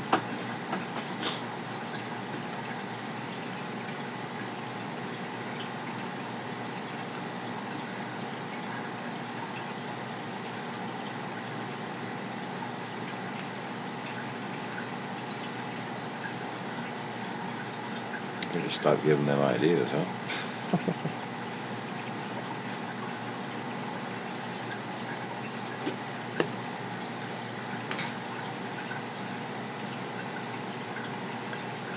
So that would be the reason, the fact that they weren't conquered yet, or weren't conquered, is the reason why the remaining, like historical Celtic settlements, right?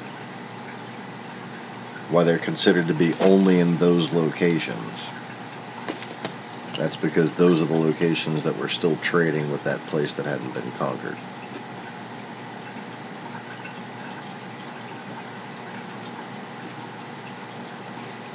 So presumably,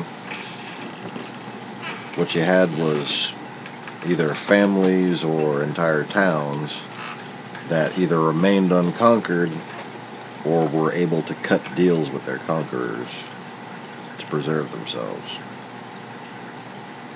In Spain and, the Basque territories.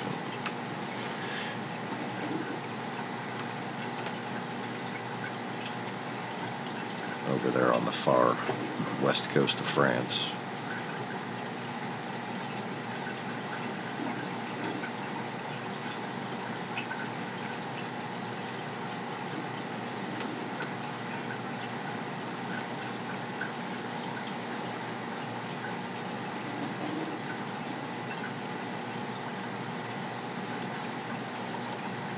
Grain Mahol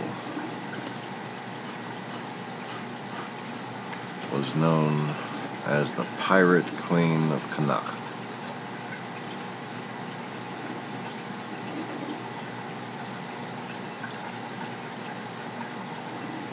Which was often, in tradition, ruled by women.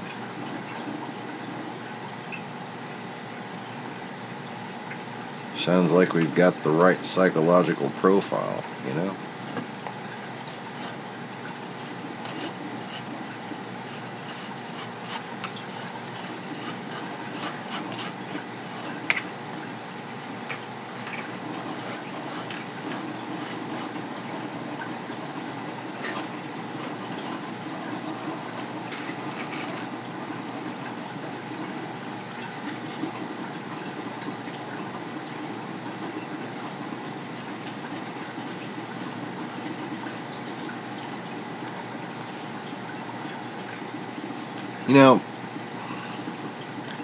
When it came to putting a bunch of fucking people on boats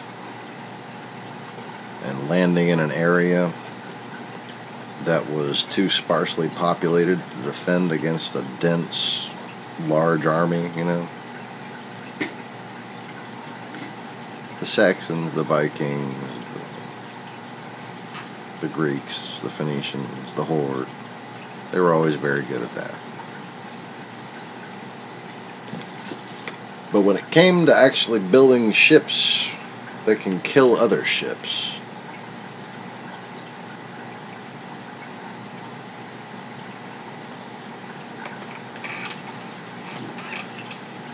well,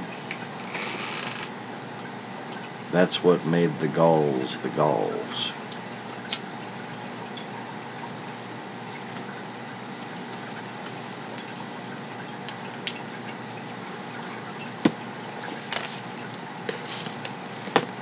Because when it comes to Gaul,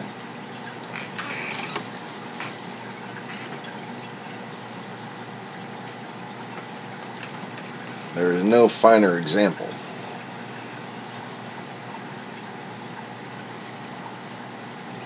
than creating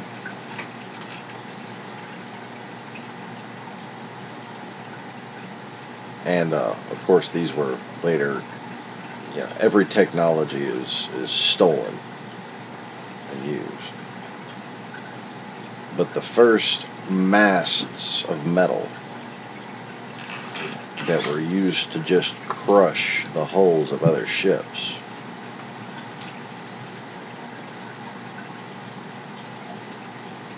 Those were built by the Gauls. In fact,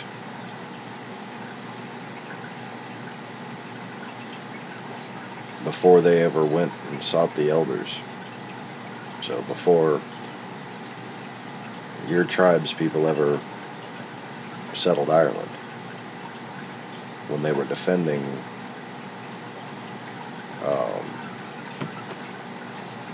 Europe, when they were defending Greece,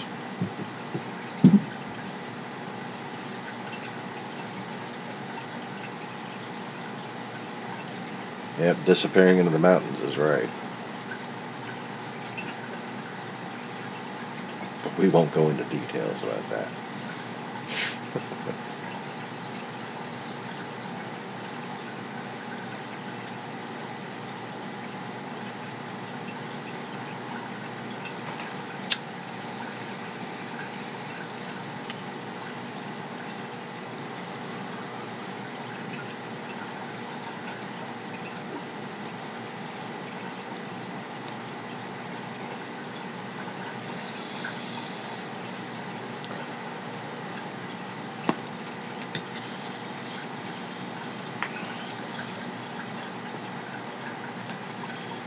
So anyways,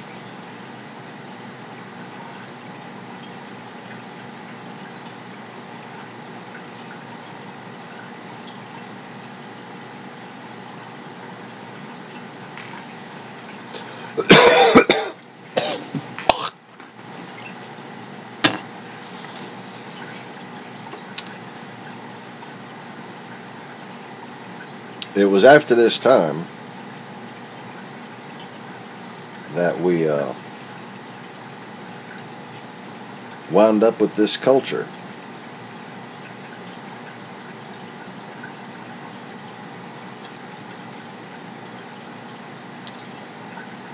You see, if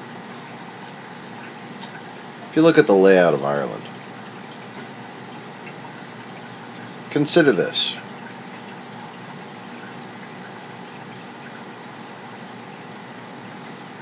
They had an idea. They didn't know how many people, but they had an idea of the great quantity of people who fled to Ireland.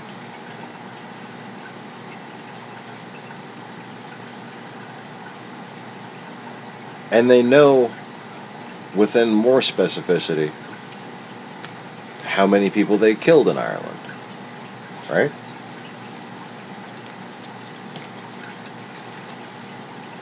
So they must have wound up wondering, for the next several hundred years, as they attempted to assimilate Wales,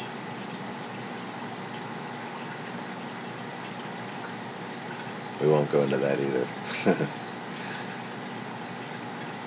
as they attempted to assimilate Scotland, and everybody knows how that's gone.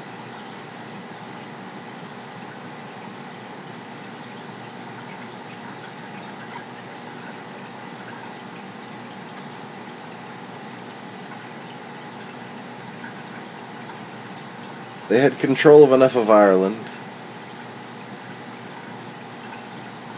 to have been told what their ancestors had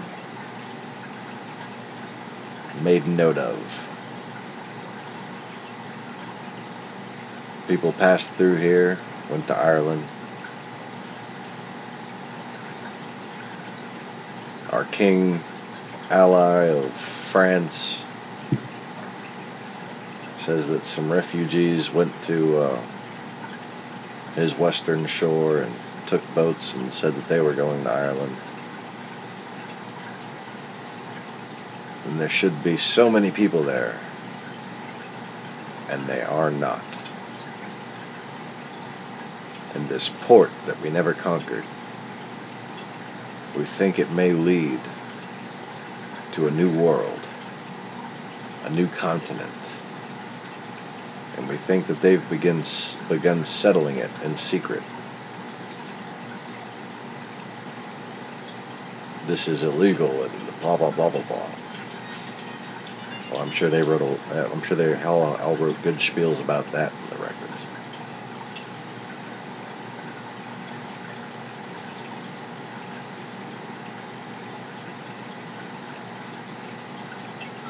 But before I call it a broadcast, let me just point out that the encryption of chauvinism and the muddying up of anything that could lead to adherence to God and Goddess and recognition of both as aspects of a necessary division that was part of a plan that made this universe exist. That is the nature and the time frame and the political reference of this edition of the Bible. But it's all we got. So tomorrow, or possibly later today, depending on how the internet is performing, I may just try it in a couple of hours. We will be going back into the story of Ada and Zillah and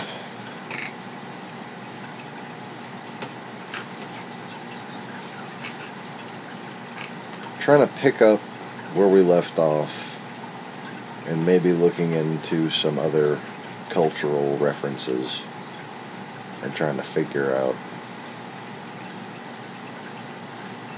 what exactly is left encrypted. How clear does it paint the story while being in such a format as to not be perceived by the enemies of true Christianity? Because one thing we can know, one thing that we've proven so far, and that is just painfully obvious, is that they have had a vast influence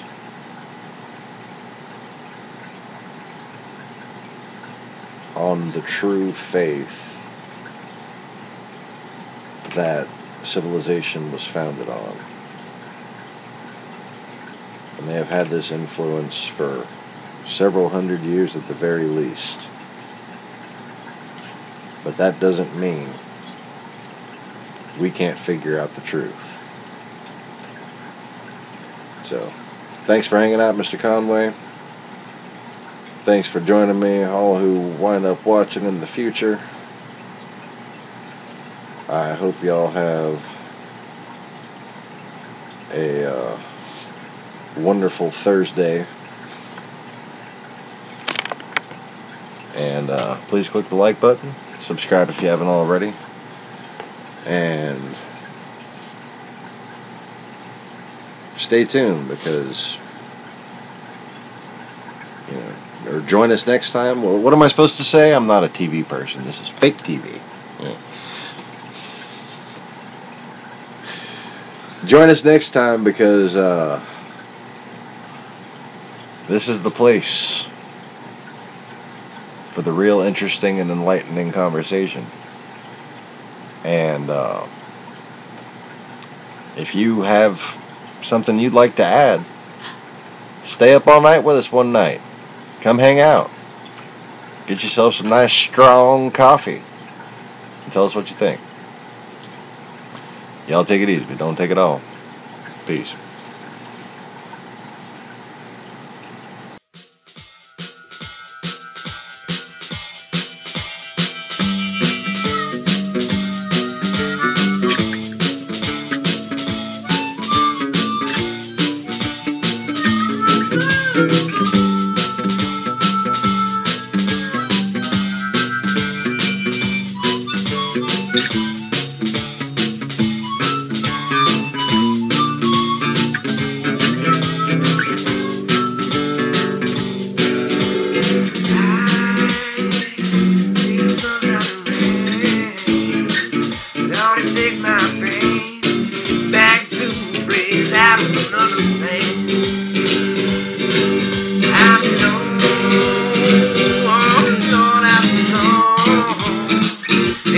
deepest in my heart, and baby, down in my soul. You, baby, you can't take it no more. No, I know I'm walking out that door the way you treated me too many times before.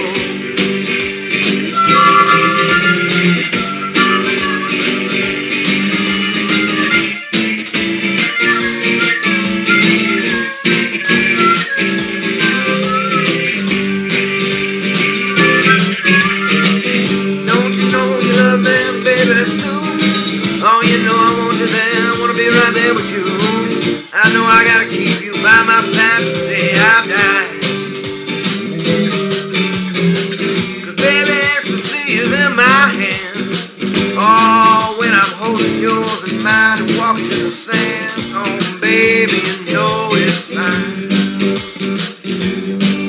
Oh, now you done and pissed me off.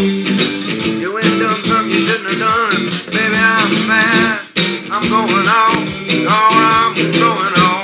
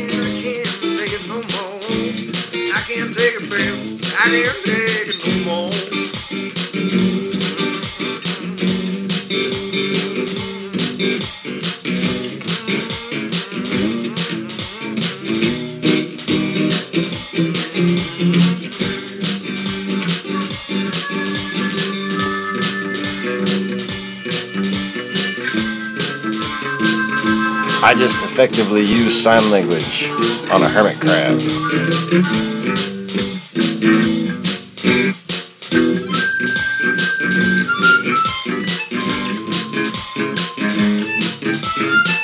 Actually, I use spider sign language on a hermit crab.